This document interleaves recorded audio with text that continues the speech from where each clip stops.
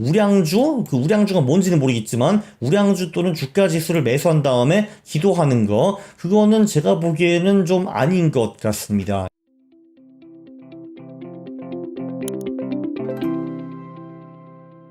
예. 안녕하십니까 할러님들, 강왕국입니다. 우량주 장기 투자 필연적으로 망하는 길이라고 좀 자극적으로 제목을 지었는데요. 주식 투자의 어두운 면도 좀 살펴보도록 하겠습니다.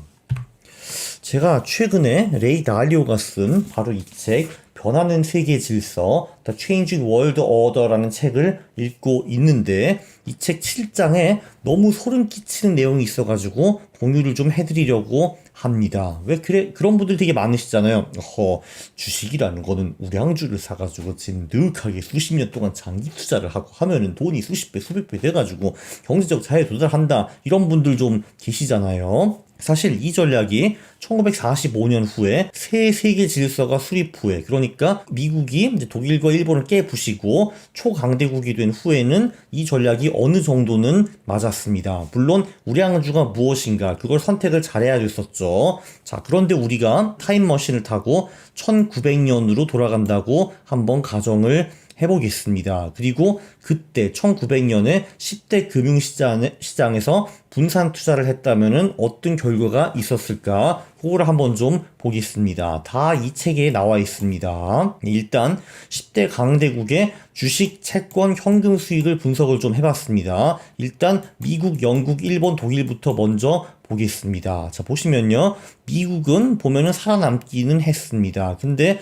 여기서는 잘 안 보이는데 미국도 1929년부터 33년 동안에 대공황 때문에 다우존스가 90% 하락한 사례가 있습니다. 네, 90%요. 90%. 영국도 살아남긴 했는데 이 6% 7%가 별거 아닌 것 같은데 이게 지금 연평균 실질 수익이거든요. 물가 상승률을 뺀 연평균 실질 수익이기 때문에 10년 동안에 총 손실은 8 정도로 곱하시면 됩니다. 그러니까 1910년부터 20년까지 미국 주식시장은 6 곱하기 8, 그러니까 반토막이 되었다라는 걸 의미를 하는 거고요. 네, 근데 미국도 29년부터 33년 요 구간에 90%가 떨어졌는데 영국도 아마 비슷하게 떨어진 걸로 저는 알고 있습니다. 자, 미국과 영국은 그나마 살아남았는데, 자, 일본을 보시죠. 일본은 40년대 2차 세계대전에 패배하면서 완전히 날아갔습니다. 네, 마이너스 28 곱하기 8은 마이너스 100 이상이 되겠죠. 그래서 미국에서 주식, 채권, 현금을 보유했던 사람들은 전부 다 제로가 되었습니다. 자, 독일 같은 경우는요, 독일은 두 번 그런 일이 있었습니다. 이때. 그래서 독일에서 그 1950년 전에 채권이나 현금을 보유했던 사람은 전부 다 제로가 되었고, 그리고 주식을 보유했던 사람은 대공황 후에 모든 거를 다 잃었습니다. 그 다음에는 프랑스, 네덜란드, 이태리를 보는데 이태리부터 먼저 보죠. 이태리는 왜 이렇게 자주 망했냐? 이때도 망하고 이때도 망했습니다. 프랑스 같은 경우도 1910년부터 50년까지 할 줄 아는 게 오로지 망한 거밖에 없네요. 40년 동안 연속으로 망했습니다. 그래서 여기도 마이너스 100%가 나왔고 여기도 마이너스 100%가 나왔고요. 네덜란드만 어떻게 용케 살아남았습니다. 얘네들도 근데 아마 제 생각에는 20년대 말부터 30년대 초반까지 큰 손실이 있었을 거라고 제가 추정을 합니다. 자, 그 다음에 가장 슬픈 세 개 나라가 나오는데요. 자, 러시아, 중국, 앤드 오스트리아, 헝가리가 나옵니다. 네, 오스트리아, 헝가리란 나라는 아시다시피 지금 존재하지 않죠. 1차 세계대전에서 패하면서 역사로 사라졌습니다. 그리고 자, 보세요. 러시아 같은 경우는 1917년에 러시아 혁명이 있었죠. 혁명이 돼가지고 주식과 채권 시장이 마이너스 100% 지구상에서 사라졌습니다. 자본시장이 공중분해가 되었죠. 중국도 마찬가지입니다. 중국도 40년대 말에 이제 공산주의가 돼가지고 자본시장이 사라져 버렸습니다. 자, 그러니까 결론은 이 10개 나라 중에서 7개 나라에서 마이너스 100% 완전 손실이 발생한 겁니다. 그리고 이 중에서 가장 잘 나갔던 미국도 한때 4년 동안 90% 주식시장이 떨어진 사례가 있었죠. 자, 그런데 이거는 전부 다 2차 세계대전 전 일이잖아. 이거는 다시는 없을 거야 생각하는 거는 굉장히 비현실적이라고 저는 생각을 합니다. 과거에 있었던 일이 왜 미래에 되풀이될 가능성이 없다라고 생각하시는 건지 그거는 제가 납득할 수가 없습니다. 자, 그래서 20년 동안에 장기적으로 6040 투자를 했다. 그러니까 60%는 주가 지수에 40%는 채권에 투자를 했다고 가정을 했는데, 자, 20년 동안 장기 투자를 했는데 최악의 구간을 보면요. 러시아 마이너스 100%, 중국 마이너스 100%, 저머니 독일 마이너스 100%, 일본 마이너스 96%, 오스트리아 마이너스 95%, 프랑스 마이너스 93% 이런 구간들이 나옵니다. 예, 보면은 이태리 같은 경우는 아주 사람을 3번이나 골탕을 먹이네요. 1928년부터 48년까지 마이너스 87%, 마이너스 84%, and 마이너스 72% 구간도 있습니다. 프랑스, 인도, 스페인 다 사람들을 많이 골탕을 매겼습니다. 여기 영국도 이제 1901년부터 21년까지는 그 물가 상승을 그 고려를 하면은 마이너스 46% 손실이 난 적이 있어요. 20년 장기 투자를 하고 이 정도 작살 안 난 유일한 국가가 미국, 캐나다, 호주라고 합니다. 이거 말고는 다 이 이상 작살이 났다라는 얘기였고요. 네, 근데 1900년 투자자가 이거를 알 수 있었을까? 저는 알 수 없었다라고 봅니다. 레이 달리오도 절대 알 수 없었다라고 보는 게 1850년부터 1900년 이때 이 전 세계적으로 글로벌화가 눈부시게 실현이 되고 있었고 이때 혁신도 굉장히 많았습니다. 산업혁명이 발달했었거든요. 그리고 50년 동안에 큰 전쟁이 별로 없었기 때문에 평화의 시대라고 볼 수도 있었습니다. 그리고 이 10개국 중에서 9개 나라가 눈부시게 성장을 하고 있었고 발전하고 있었고 혁신이 있었고요. 중국만 예외였습니다. 19세기에 중국은 서양 열강들한테 탈탈 털렸잖아요. 그렇죠. 그런데 이 레이 달리오의 이론은 평화로운 시대가 있은 후에는 꼭 암흑의 시대가 오더라라고 말을 하는 건데 이 책의 굉장히 어두운 점은 자 이제 2020년대에 서서히 다시 암흑 시대가 온다라는 것이 이 양반의 결론입니다. 젠장. 네, 어떻게 그런 결론을 냈냐 하면은 물론 이 책은 제가 나중에 또 좀 설명을 드릴 건데 일단 어마어마한 부채가 선진국에 쌓이고 있고 그리고 빈부 격차, 이념 격차 이런 데서 갈등이 계속 확대가 되고 있다. 그리고 지금까지는 미국이라는 초강대국, 제국이 있었는데 여기 지금 중국이 도전을 하고 있다. 보통 이제 이런 패턴이 나오면은 네, 평화의 시대가 끝나고 암흑 시대, 뭐가 전쟁의 시대, 내전의 시대 이런 것이 보통 왔다는 암울한 결론을 레이 달리오는 내고 있습니다. 젠장. 심지어 이게 최악이 아니었습니다. 조금 전에 보셨다시피 10개국 중에서 7개 국가 주식시장은 완전히 망해버렸거든요. 3개 국가만 어찌어찌 살아남았습니다. 영국, 네덜란드, 미국만 살아남았는데 심지어 이게 최악이 아니었습니다.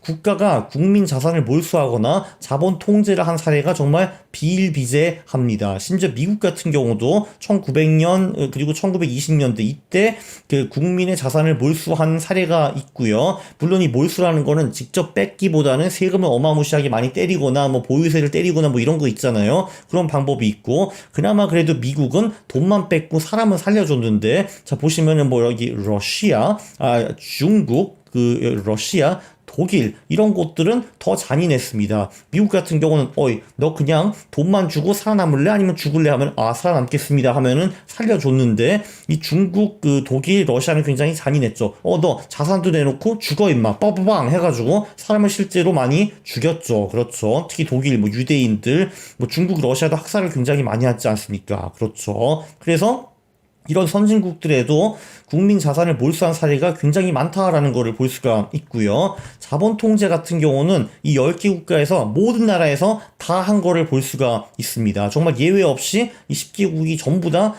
자본 통제를 했고요. 자본 통제라는 거는 내 나라에 있는 돈을 딴 나라로 빼기 굉장히 어렵게 만든 거를 말할 수 있습니다. 그러니까 한마디로 주식시장에 장기 투자를 했으면은 정말 개박살 나는 사례도 굉장히 많았고 아예 국가가 개입을 해가지고 국민들의 돈을 뺏어버리는 사례도 굉장히 많았다라는 겁니다. 에휴. 네, 그러면은 레이 달리오가 어떻게 하라고 대안을 제공하는가? 결론은 올웨더라는 것 같습니다. 이분의 말은 금융자산은 주식과 채권이 되는 거죠. 이게 박살을 날 때는 실물자산이 오른다라는 말을 하셨고요. 실물자산에는 금도 포함이 됩니다. 그래서 이 차트가 굉장히 중요한데요. 이 빨간색이 뭐냐 하면은 소위 6040 포트폴리오, 주식 60%, 채권 40%인 그 포트폴리오가 작살날 때 요 빨간색이 밑으로 내려가거든요. 자, 이 빨간색이 밑으로 내려갈 때 금의 수익이 월등하게 좋다라는 거를 볼 수가 있습니다. 20년대, 30년대에도 그랬고, 여기 보면 40년대, 50년대 이때도 금 수익이 굉장히 좋았죠. 그리고 요때 70년대에도 그 주식과 채권 포트폴리오가 많이 떨어졌거든요. 이때도 금이 굉장히 높은 수익을 내줬고요. 그리고 최근에 2000년대 요때도 주식과 채권 수익률이 별로 안 좋았습니다. 아무래도 이때 많이 찍어냈거든요. 그때 또 금 수익이 상당히 좋았다라는 거를 볼 수가 있습니다. 그래서 결론은 주식 채권 포트폴리오에 금을 같이 넣으면은 이게 자산 배분 효과가 상당히 크다라는 거를 볼 수가 있고요. 데이터 알료는 책에서 이런 말도 합니다. 지금은 실질 금리가 마이너스 아닌가. 뭐 예를 들어 미국 같은 경우는 지금 10년 채권의 수익률이 3% 정도 되는데 인플레이션이 7% 8%잖아요. 그러니까 채권으로 받을 수 있는 이자가 인플레이션보다 훨씬 더 적다. 그래서 실질 금리가 마이너스이다. 그렇기 때문에 채권과 현금은 구매력을 잃을 것이다. 그럴 확률이 굉장히 높다라고 말씀을 하시고요. 그래서 물가 상승보다 더 높은 수익이 기대되는 스터프를 사라고 합니다. 여기서 스터프라는 거는 보통 물건을 말하는 거겠죠. 그게 무엇일지 구체적으로 말씀해 주시지는 않았습니다. 그 스터프에는 왠지 금이 포함될 것 같고 부동산도 왠지 거기 들어갈 것 같고 원자재도 들어갈 수 있을 것 같고요. 네, 또는 스터프가 뭐가 되냐, 뭐 그림이 될 수도 있고 와인병이 될 수도 있고 위스키가 될 수도 있고 여러 가지가 있을 수 있을 것 같습니다. 그래서 레이드 알리는 좀 애매모호하게 책에서 인플레이션보다 훨씬 더 높은 수익이 기대되는 투자처가 많이 보인다라고 말을 하고 이 챕터를 끝냈거든요. 이게 뭔지 좀 알려주시지, 달리오 형님. 왜 말씀을 안 해주시는 겁니까? 라고 조금 아쉬움이 듭니다. 자, 그래서 요약을 하면은 우량주가 뭔지는 모르겠지만 우량주 또는 주가 지수를 매수한 다음에 기도하는 거, 그거는 제가 보기에는 좀 아닌 것 같습니다. 이거는 1945년 평화로운 세계 질서에서만 가능했던 수단이라고 볼 수가 있고요. 네, 1910년부터 45년 역사를 보면은 대부분 국가에서 거의 모든 부가 파괴가 되거나 몰수가 되었고 자본가들은 심지어 사형당하는 경우도 굉장히 많았습니다. 자, 그런데 역사를 보면은 레이 달리오 형님 말을 빌리면은 이분은 지금 500년 역사를 공부를 했는데 원래 이렇게 평화 파괴 역사가 되풀이된다라고 강조를 하십니다. 젠장. 네, 그래서 이제 이분의 말씀은 금융자산과 실물자산의 자산 배분이 굉장히 중요한 것 같다라고 이 책에서 읽어볼 수가 있고요. 그래서 우리한테는 그게 걱정입니다. 실제로 이분이 말씀하시는 파괴의 시대가 오고 세계 질서가 이제 설립이 된다라고 치면은 거기에 우리가 어떻게 적응할 수 있을까? 이거는 그냥 제가 유튜브에서 10분 만에 다룰 테마는 아닌 것 같아가지고 저도 좀 깊이 고민이 필요할 것 같습니다. 근데 이런 거 잘 모르는데 어떻게 고민을 하지? 좀 걱정이 되기는 합니다. 이게 지금 최근 500년 동안에 세계의 그 강대국의 그림이거든요. 보면은 처음에는 중국이 잘 나가다가 중국이 서서히 몰락하고 네덜란드가 넘버원 파워가 됩니다. 얘네들이 그걸 한 100년 정도 해먹다가 영국이 교체를 하죠. 그래서 영국이 한 100년, 150년 동안 또 잘 해먹다가 미국이 넘버원이 되고 미국은 1970년대부터 상대적으로 그 파워가 좀 떨어지게 됩니다. 파워가 슬슬 떨어지게 되고 갑자기 중국이 계속 이렇게 몰락을 하다가 여기서부터 다시 치고 올라오는 거를 볼 수가 있어요. 그래서 지금은 중국이 파워 랭킹에서 미국보다 조금 더 밑에 있지만 한 10년 정도 되면은 그게 뒤바뀔 수가 있다. 그러니까 중국이 미국을 추월할 가능성이 농후하다라고 레이 달리오는 말하고 있고, 이럴 때 그게 평화적으로 이루어지겠는가, 둘이 어디서 한번 맞붙지 않겠느냐, 이런 걱정을 레이 달리오는 많이 하고 있고요. 저도 그 말을 들으니까 조금 걱정이 되기는 합니다. 그래서 결론적으로는 그냥 우량주 사가지고 그냥 지그시 몰빵하는 거, 그거 별로 좋은 전략이 아닙니다. 네, 금융자산과 실물자산 이 균형이 굉장히 중요한 것 같습니다. 일단 나부터 해야겠네. 나도 실물자산이 많은 편이 아니거든요. 네, 레이 달리오 형님 또 많은 거를 배웠습니다. 감사합니다. 네, 이 영상 제가 보기에는 별로 그렇게 유쾌한 영상은 아니지만 그래도 상당히 유익했을 겁니다. 동의를 하시면은 구독을 눌러주시고 좋아요 부탁드리겠습니다. 싫어를 누르시면 제가 매우 싫어합니다. 감사합니다. 손실은 최소화하거라. 왜냐면은 don't lose money, 그거는 안 됩니다. 일시적으로는 손실이 날 수밖에 없거든요. 뭐를 투자를 해도. 근데 그거를 최소화해야 되는 겁니다. 왜냐면은 손실이 커지면은 본전 만회가 불가능하거든요. Yeah! 안녕하십니까 할러님들 강원국입니다. 이것만 안 하면 상위 10% 투자자 아주 간단한 방법이 있습니다. 아주 왕초보도 이해할 수 있는 그런 방법인데요. 소개해 드리겠습니다. 자, 바로 이것만 안 하면 상위 10% 투자자. 바로 그 이것은 무엇인가? 그게 바로 몰빵 투자입니다. 에이, 요즘도 몰빵 투자를 하는 사람이 있어? 하고 생각을 하실 텐데요. 네, 참고로 제 근처에도 의외로 굉장히 많고요. 심지어 그분자들은 다 제 구독자인데도 몰빵을 신나게 하고 계십니다. 자, 통계를 보면요. 한국에 주식 투자자가 한 618만 명 정도 있다고 해요. 그 중에서 딱 한 종목을 보유하신 분들이 256만 명, 약 41% 정도라고 하고요. 네, 그리고 정말 경악을 숨길 수가 없습니다. 자, 그리고 세개 종목 이하가 합치면은 대충 한 400만 명이 넘어가고 퍼센티지로 하면은 69.7%라고 합니다. 정말 이해가 안 되는데요. 자, 그래서 10개 종목 이상을 투자하시는 분들은 8.7%밖에 안 된다고 하고요. 자, 그래서 여러분들이 10개 종목 이상만 투자를 해도 여러분들은 상위 10%에 들어가는 겁니다. 자, 왜냐면은 몰빵, 특히 뭐 한 개, 두 개, 세 개 주식에 투자하는 거는 굉장히 어리석고 나쁜 거거든요. 그게 왜 그런지 한번 살펴보겠습니다. 자, 이게 도대체 왜 사람들은 몰빵을 하는 걸까? 곰곰이 생각을 해봤는데요. 자, 첫 번째는 과잉 확신이라는 게 있습니다. 그러니까, 그래, 이 주식은 분명히 오를 거야 하고 딱 확신을 하고 꽂히면은 그걸로 그냥 가는 거죠. 참고로 이 과잉 확신 때문에 주식시장에서 투자자들이 어마어마한 돈을 잃었기 때문에 저는 이 과잉 확신을 주식계의 스탈린이라고 부르기도 합니다. 자, 그리고 확증 편향이라는 게 있죠. 자, 일단 그러면은 그 A바이오라는 주식에 꽂혔습니다. 자, 근데 그러면은 어떤 사람이 와가지고 A바이오 정말 훌륭한 주식입니다 하면은 그래, 너는 정말 훌륭한 사람이구나, 너는 정말 인텔리야 허허 하는데, 딴 사람이 와가지고 A바이오 정말 쓰레기 같은 주식인데요 하면은, 아니 저런 쓰레기 같은 놈 봐라, 저런 무식한 놈이 있네, 죽어라 임마. 자, 이렇게 나가는 게 사람의 정상적인 반응입니다. 이거를 확증 편향이라고 하죠. 한마디로 보고 싶은 것만 보는 거, 이게 확증 편향이고요. 여기 또 이제 러닝 크루거 효과도 겹칩니다. 이게 뭐냐 하면은, 러닝 크루거 효과는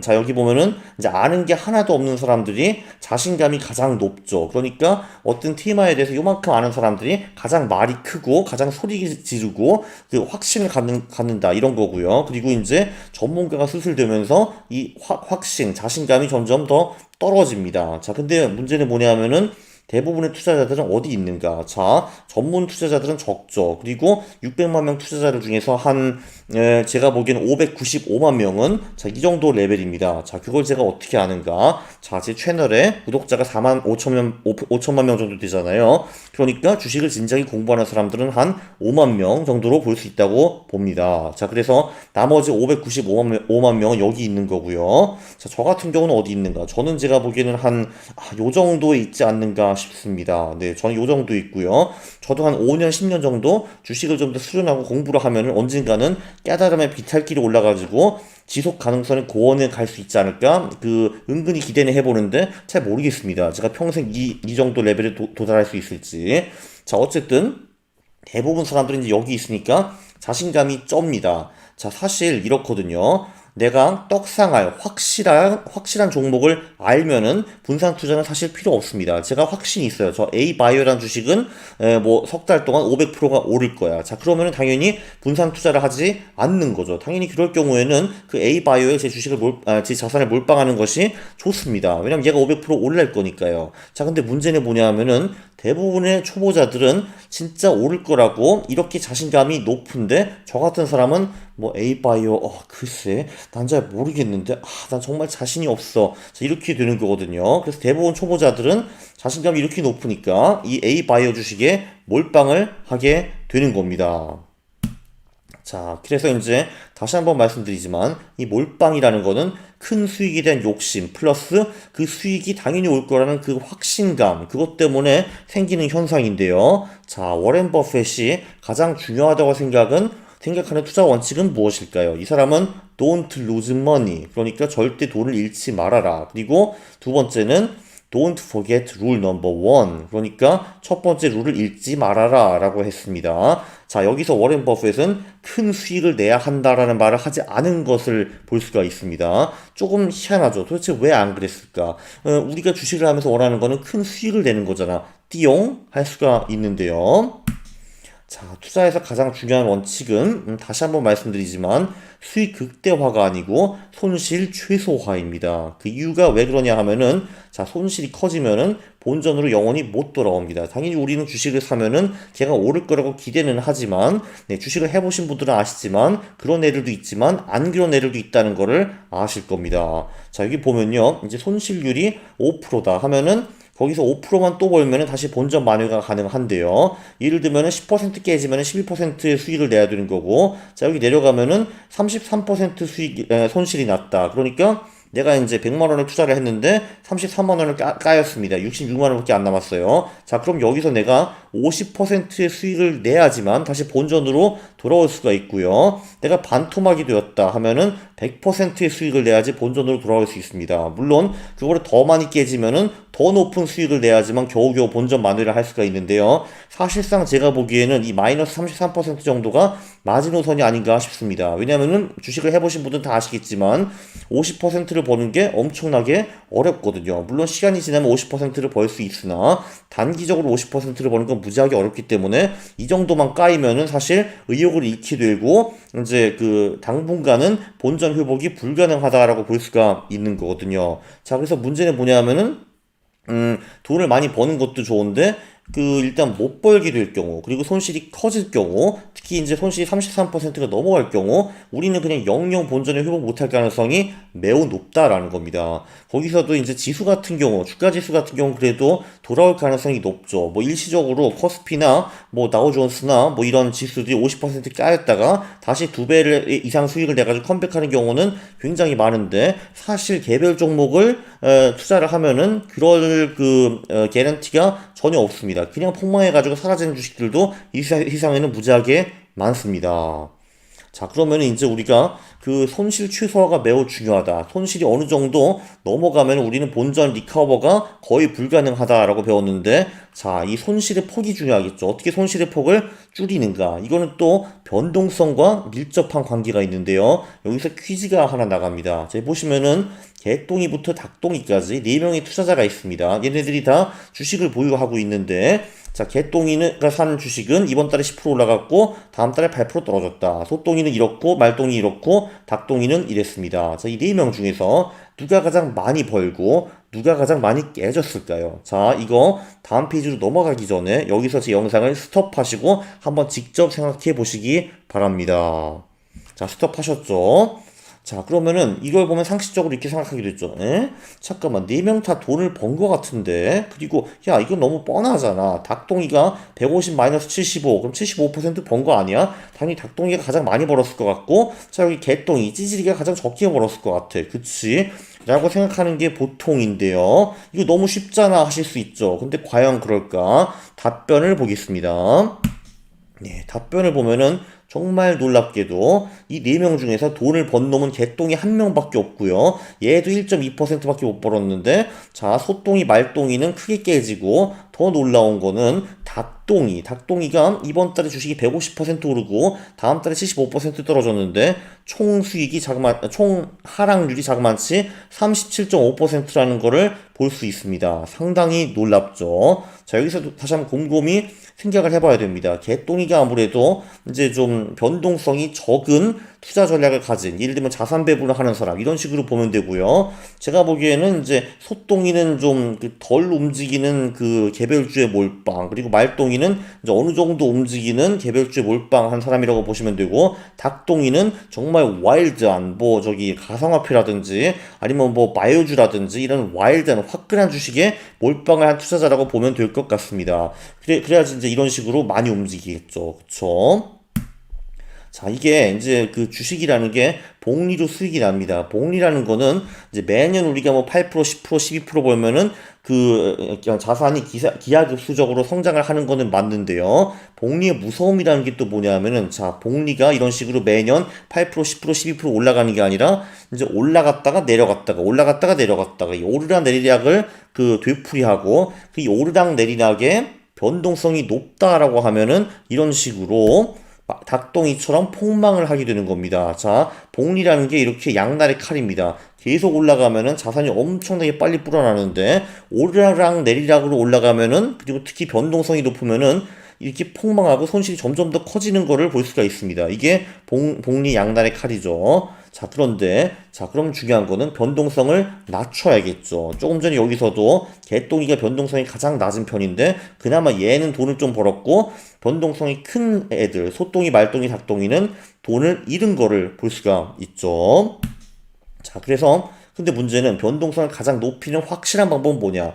예, 한 종목에 몰빵을 하는 겁니다. 소똥이 말똥이처럼. 그거보다 더 변동성을 높이는 방법은 소위 그 화끈한 주식에 몰빵하는 겁니다. 닭똥이처럼요. 자, 그래서 문제는 뭐냐면은 몰빵을 추구하는 이런 사람들. 아무래도 그 내가 산 주식이 맨날 쭉쭉 올라갈 수는 없잖아요. 당연히 오르고 내리는 것을 반복을 하면서 큰 변동성을 거치면서 계좌가 깡통이 되는 겁니다. 물론 이제 개별 종목을 할 때도 뭐 깨질 때 뭐 손절매를 제때해가지고 한 번 깨질 때 총 자산 1% 이상을 잃지 않고 뭐 이런 식으로 투자를 하고 그런 식으로 리스크 관리를 잘한다면은 네, 이 운명을 피해갈 수는 있으나 제가 추측을 하는데 그 600만 명 투자자 중에서 이런 식으로 리스크 관리를 제대로 하는 사람들은 10,000명도 안 될 거라고 저는 감히 추측을 합니다. 10,000명도 내가 보기에는 좀 많은 것 같다, 그지?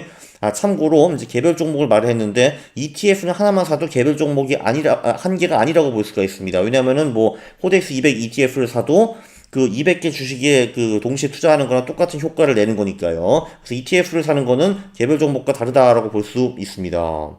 참고로 변동성을 낮추는 훌륭한 전략은 353번 영상이 상당히 좋다고 하죠. 이게 대표적인 올웨더 자산 배분 전략인데 이 전략은 변동성이 굉장히 낮아가지고 지루하기는 하지만 자산이 꾸준히 우상향하는 그런 효과가 있습니다.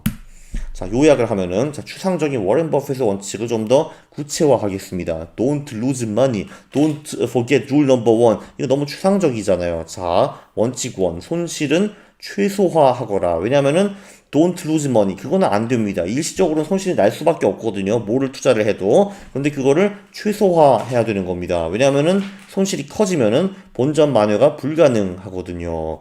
원칙 2번은 손실 최소화를 위해 변동성을 낮춰야 합니다. 자, 변동성 높이기 지름길은 몰빵 투자이고요. 그래서 이거를 하면은 안 되는 거고, 변동성을 낮추는 방법은 뭐 분산 투자, 자산 배분, 뭐 이런 게 있습니다. 자, 원칙 3은 원칙 1, 2를 잊지 말거라 라고 강조하고 싶습니다. 네, 제가 만든 영상 중에서는 상당히 유익한 영상이라고 생각이 되는데요. 동의를 하시면은 구독을 하시고 그리고 좋아요를 누르는 겁니다. 싫어요를 누르면 제가 매우 싫어합니다. 감사합니다. 40세 은퇴? 네, 저는 충분히 가능하다고 봅니다. 예! 안녕하십니까 할러님들, 강원국입니다. 이번 시간에는 40세 은퇴 가능한가? 굉장히 솔깃하시죠? 이거를 좀 살펴보도록 하겠습니다. 요즘 서양에 파이어족 또는 파이어 운동 이런 말이 굉장히 많이 들리는데 이게 도대체 무엇인가 한번 살펴보고요. 그리고 이거 하는 김에 진정한 행복이란 무엇인가 이것도 좀 같이 살펴보겠습니다. 굉장히 흥미로운 것이니까 많이 많이 봐주세요. 자, 요즘 fire라는 단어가 많이 나옵니다. 그게 무엇입니까? 숯불구이? 숯불구이가 아닙니다. 그 fire는 활활 타오르는 불, 화 이게 아니고요. financially independent, retire early의 준말입니다. 그러니까 그 경제적으로 독립을 이루고 그리고 빨리 은퇴하자 이런 것을 준말이라고 볼 수가 있고요. 그래서 저는 이걸 막연하게 들어보고 이게 도대체 뭐야 해가지고 독일애가 쓴 책을 하나 샀습니다. 그게 바로 이 책이거든요. 렌테 및 퓨츠라고 나옵니다. 한마디로 40살에 은퇴하자 이런 얘기인데요. 제가 이 책을 뒤적뒤적 봤는데 깜짝 놀랐습니다. 아니 이 사람이 제 인생 그리고 제 사고를 베껴 쓴 것 같아요. 아주 저랑 철학이 거의 한 98% 맞아가지고 깜짝 놀랐습니다. 그리고 당연히 저는 제 인생을 설명하는 그런 책들을 저는 매우 좋아합니다. 그렇기 때문에 제가 이 책을 최소한 3번에 걸쳐가지고 설명을 드리겠습니다. 이 아저씨가 플로리안 와그너 저자라고 합니다. 네, 저자 아저씨 보이죠, 여기? 이 양반도 겨우 31세밖에 안 됐는데 이제 뭐 원래 일하던 job을 이제 그만두고 은퇴를 해가지고 지가 하고 싶은 거 하고 산다고 합니다. 지가 하고 싶은 것은 무엇이냐 하면은 이런 식으로 책 같은 걸 쓰고 저자 역할을 하고 강의 같은 거 좀 다니고 그리고 그 금융 컨설팅 이런 거를 주로 한다고 합니다. 나랑 은근히 좀 비슷하죠, 그쵸? 자, 한마디로 이 FIRE라는 거는 무엇이냐? 그 Financially Independent. 그 이게 그 신문이나 한국 언론에 찾아보면은 그냥 졸라 구두쇠처럼 살아가지고 돈 모아가지고 이제 은퇴하자 이런 식으로 나오는데 사실 그 FIRE 정신은 그것은 아닙니다. FIRE의 기본 정신은 행복에만 집중하자라는 겁니다. 이게 사실 물론 한국은 물론 그렇고 이 서양 사람들이 요즘에 교육을 제대로 못 받아가지고 도대체 뭘 하면 행복하는지 잘 배우지를 못했습니다. 우리가 이제 행복이라고 생각하는 정석적인 행복은 이제 막 열심히 공부를 해가지고 좋은 직장 가가지고 승진을 하고 소위 사회적으로 성공을 하고 그거를 가지고 돈을 왕창 벌어가지고 멋진 집, 멋진 차, 멋진 소비, 예! 이렇게 해가지고 이것저것 막 소비를 하고 이제 컨섬션 이거를 하는 것을 이제 행복이라고 생각을 하는데요. 특히 이제 언론과 미디어가 이제 이것이 행복이다. 특히 광고 같은 걸 통해서 이제 왜 그 엄청나게 멋진 집과 멋진 차를 사면은 이제 하하 막 행복한 그림이 나오고 뭐 이쁜 여자 그리고 잘생긴 남자들이 부릉부릉 나오고 해가지고 이제 이런 게 행복이라고 우리한테 주입을 시키고 있는데 그런데 냉정하게 연구를 해보면은 이런 식으로 통한 행복은 3개월 유효하다라고 합니다. 그러니까 한마디로 처음 승진을 하면은 당연히 사람이 좀 행복해집니다. 근데 그런 거에서 오는 행복은 3개월밖에 안 간다. 한마디로 이렇게 뭐 승진이나 그러니까 그 사회적 성공 이것에서 오는 건 3개월 가고 그리고 물질적인 행복 집이나 차나 뭐 소비를 통해서 이제 멋진 뭐 스마트폰을 샀다든지 이런 걸 통해서 가는 행복은 3개월이 맥시멈이다라고 이런 겁니다. 심지어 로또 당첨자들에 대해서도 한번 연구를 해본 것이 있는데 로또 한마디로 수십억 수백억을 딴 사람들도 거기서 오는 극한 행복은 3개월 후에는 사라졌다고 하고 3개월 후에는 그 전과 행복 수준과 비슷한 행복을 유지했다라고 합니다. 그래서 이 책 말고 다른 책에는 이런 얘기도 나옵니다. 어떤 사람이 그 돈을 많이 벌어가지고 이제 이 멋진 집을 샀습니다. 이 멋진 집을 샀는데 이게 스위스 사람인데 그러니까 그 대신에 이제 시내에는 이런 멋진 집을 못 사니까 외곽에 샀는데 대신에 1시간 동안에 이제 출퇴근하러 왔다 갔다 해야 됐다라고 합니다. 그러니까 3개월이 지나버리니까 전체 행복이 떨어졌다고 합니다. 왜냐면은 이 집을 사가지고 처음에는 행복했는데 3개월 후에 그 행복은 사라지고 근데 그 전에는 10분 만에 출퇴근했는데 이제 1시간 동안 출퇴근해야 되니까 이게 이제 매일매일 짜증나기 시작한 겁니다. 그래가지고 그 전체 행복은 줄어들었다. 뭐 이런 얘기고요. 자, 그러면 도대체 무엇이 진정한 행복을 주는가? 이거를 먼저 공부를 해야 됩니다. 자, 여기서 근데 하버드 대학에서 1928년부터 2003년까지 자그만치 75년간 연구를 한 게 있습니다. 이게 어떤 연구냐 하면은 75년 동안에 주기적으로 똑같은 인간들을 700명을 불러가지고 그때그때 데이터를 소집하는 겁니다. 왜냐하면은 이 행복 연구라는 게 이제 나중에 물어보면, 그러니까 한마디로 이제 그 몇십 년 산 사람들한테 물어보면은 그 사람들은 옛날을 기억을 잘 못하거든요. 그렇기 때문에 2년에 한 번씩 불러가지고 그때그때 행복 지수를 측정하고 데이터를 모았다라고 합니다. 자, 아니나 다를까 사회적 성공, 돈, 물질적 보상은 도움이 안 되었고 행복에 크게 영향을 미치지 못하고 상관성이 낮았다고 합니다. 자, 그러면 도대체 무엇이 큰 행복을 주는가? 좋은 인간관계가 행복 요소 1위였다. 따단! 이렇게 나왔습니다. 바로 이 좋은 인간관계, good relationship이 행복, 건강, 그리고 평균 수명에 가장 큰 영향을 미치고 상관관계가 가장 높았다고 합니다. 이 좋은 인간관계라는 거는 이 사람이 싱글이든 결혼을 했든 이런 게 중요한 게 아니고 그리고 친구 수가 뭐 10명인가 100명인가 이게 중요한 게 아니고 인간관계의 질, 이것이 가장 중요했다라고 합니다. 한마디로 그 친구가 몇 명 없어도 얘네들과 얼마나 잘 지내는가 그리고 가족들과 어떻게 잘 지내는가 이게 가장 중요했다고 하죠. 그래서 이제 때 인간관계가 가장 좋았던 사람들이 나중에 30년 후에 80세가 돼서도 가장 건강했다고 합니다. 그리고 가장 행복했고요. 자, 그런데 이제 우리가 당연히 좀 어리석은 짓을 많이 하죠. 소위 요런 거, 사회적 성공, 돈, 물질적 보상을 위해 가지고 일을 졸라게 해가지고 가족들은 거의 보지도 못하고 친구들은 언제 만나 해가지고 주말도 만날까 말까 흐지부지 해가지고 내 친구들 다 사라지고 이런 사람들이 굉장히 많죠. 네, 맞습니다. 여러분. 좀 찔리세요. 아시겠죠? 네, 그렇습니다. 네, 한마디로, 그러니까 우리는 사실 이 좋은 인간관계가 가장 큰 행복을 주는데, 이제 요런 거를 쫓아가기 위해서, 이제 그 좋은 인간관계를 많이 버리고 손상시킨다. 이런 얘기였습니다. 그리고 또 나머지는 뭐가 있었냐면은, 2위가 이제 보람 있는 일입니다. 제가 조금 전에 이 책을 통해가지고, 40세에 은퇴한다. 이런 얘기를 했었는데, 여기서 이제 은퇴한다는 거는, 정말 이제 일을 그만두고, 그 바닷가에 가가지고 50년 동안 바닷가에서 수영만 하고 이제 죽는다. 이런 얘기가 아니고요. 이제 한마디로 여기서 은퇴한다는 거는 내가 별로 하고 싶지 않은데 억지로 하는 일을 내던진다라는 게 은퇴입니다. 그래서 사실 보람 있는 일, 주관적으로 보람 있는 일, 동기부여가 되는 일을 하라는 거라 이겁니다. 한마디로 그러니까 여기서 은퇴의 말은 이제 내가 이제 돈이 되든 말든 내가 보람 있다고 생각하는 그런 일을 이제 하는 게 은퇴이고요. 이거를 통해서 행복을 많이 느낄 수 있습니다. 이런 일을 하면은 초집중이 가능하고 그리고 기쁨을 느낄 수 있는 소위 플로우, 몰입을 할 수가 있거든요. 이 몰입이 뭔가 궁금하시는 분들은 이 칙센트 미하이의 플로우라는 책을 보시기 바랍니다. 한마디로 이런 일을 하면은 생산성이 매우 높아지죠. 예를 들면 저 같은 경우는 이렇게 유튜브를 준비를 하고 그리고 찍고 시간이 좀 걸리는데 그 시간 동안에 초집중을 하고 나름대로 기쁨을 느끼고 있습니다. 그래서 저는 유튜브를 만들 때마다 이 플로우에 도달하는 거죠. 참고로 제가 뭐 체스를 두거나 바둑을 둘 때도 이렇게 몰입을 할 수가 있습니다. 물론 그거는 노동은 아니지만요. 그렇죠. 그리고 또 뭐가 있냐면은 자, 운동, 건강식, 자연 활동 이런 것들도 굉장히 큰 행복을 준다고 합니다. 저도 좀 반성을 해야겠죠. 운동과 건강식은 제가 그렇게 강한 분야가 아니거든요. 물론 저는 고기를 많이 먹지만요. 그리고 이런 거를 하게 되면은 자연스럽게 돈도 덜 쓰게 되겠죠. 그렇죠. 운동을 하면은 이제 그 건강이 좋아지고 그러고 이제 그 건강식을 먹으면은 이제 특히 이제 내가 많이 해 먹어야 되기 때문에 돈을 아낄 수가 있고 자연에서 한번 산책하고 돌아다니는 데는 돈이 별로 들지 않습니다. 그렇죠. 그리고 평생 학습 및 자기 개발 이것도 매우 큰 행복을 준다고 합니다. 저도 늘 동감합니다. 왜냐면은 저도 유튜브를 하기 위해서 이 논문 보고 이 책 보고 연구하고 하는데 저한테 이게 굉장히 큰 재미를 주고 행복을 주기 때문입니다. 그래서 저는 기본적으로 1위, 2위, 3위, 4위 여기 나오는데 굉장히 공감을 많이 했습니다. 자, 당연히 평생 학습의 시작은 여기서 하는 겁니다. 여기서 시작하는 거죠. 할 수 있다, 알고 투자. 이렇게 또 교면 홍보를 한번 했습니다.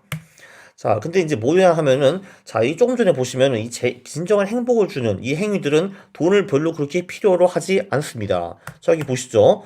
네, 좋은 인간관계, 이거를 유지하는데 돈이 엄청나게 들지는 않겠죠. 그리고 보람 있는 일, 심지어 보람 있는 일을 잘만 하면 심지어 돈을 벌 수도 있습니다. 운동, 건강식, 자연활동, 나중에도 보겠지만 이것도 매우 싼 돈으로 할 수도 있고요. 평생 학습 및 자기개발, 아니 유튜버에 있고 도서관이 있는데 이게 뭐가 돈이 듭니까? 그쵸? 자, 그래가지고, 이렇게 재밌는 거 뭐냐면은, 이 진정한 행복을 주는 행위는 돈을 별로 필요로 하지 않습니다. 근데 이제, 우리가 성공이라고 생각하는 거, 뭐, 멋진 집, 멋진 차, 그리고 멋진 소비, 이런 거는 돈이 졸라 많이 들어갑니다. 그래서 이제, 우리가 기존 행복으로 생각하는 그 삶은 수동적이고, 편안함을 추구하고, 그리고 돈이 많이 필요한 소비자의 삶입니다. 우리가 원하는 게 이게 아니죠. 빽. 자, 우리가 원하는 거는, fire. 본인이 결정하고 능동적이고 액티브하게 새로운 경험을 체험하는 행복한 삶. 근데 돈이 별로 안 드는 거. 이런 삶을 우리는 원하는 겁니다. 자, 여기서 이제 특히 이제 부정적인 말이 많이 나옵니다. 파이어 그거 구두쇠의 삶이잖아. 에이, 그게 무슨 삶이냐?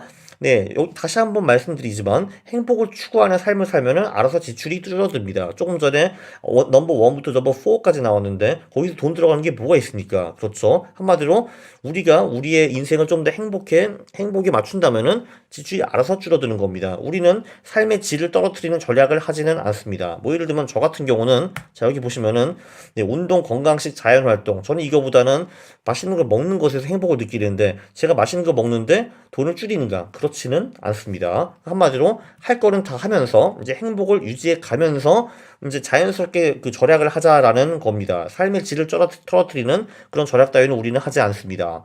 그리고 부자는 성격은 더럽다. 아휴 이런 식으로 구두에서 살아가지고 또 성격 배려 임마. 자 중요한 건 뭐냐 하면은 그 돈은 술이나 권력처럼 그냥 진정한 성격을 보여주는 것뿐입니다. 한마디로 제가 돈이 생기니까 인간이 변했어가 아니라 쟤는 원래 그런 놈이었는데 돈이 없었기 때문에 자기 성격을 숨기고 있었던 겁니다. 한마디로 그 권력이나 돈을 갖게 되면은 본인의 진정한 성격이 나오는 것뿐이지 그 돈 때문에 사람이 망하는 거는 아니라고 저는 생각을 합니다. 성격이 원래 좋은 사람은 심지어 돈으로 훨씬 더 많은 영향을 끼칠 수가 있고 더 많은 좋은 일을 할 수가 있습니다. 예, 사실 가난뱅이가 멋진 대학을 만들었다. 이런 일은 저는 한 번도 들어본 적이 없습니다. 자, 그리고 뭐 이렇게 쪼잔하게 사는가? 인생을 한 번뿐. 자, 다시 한번 말씀드리는데, 네, 저 같은 경우도 이제 제 행복에 필요한 지출은 다 하고 삽니다. 그리고, 예, 한마디로 저는 더 이상 지출을 해가지고 더 행복을 극대화할 수 없다. 더 크게 만들 수 없다라고 생각하기 때문에 요것만 지출을 하는 겁니다. 예, 저도 당연히 지출이 제 수입보다 훨씬 더 적습니다. 자, 그러면은 이제 화해를 추구하는 사람들은 어떻게 사는가? 한마디로 제가 이제 이 책을 보면서 사례가 한 몇십 개 나오는데 그 사람들 사례를 나름대로 정리를 해봤습니다. 공통점이 굉장히 많더라고요.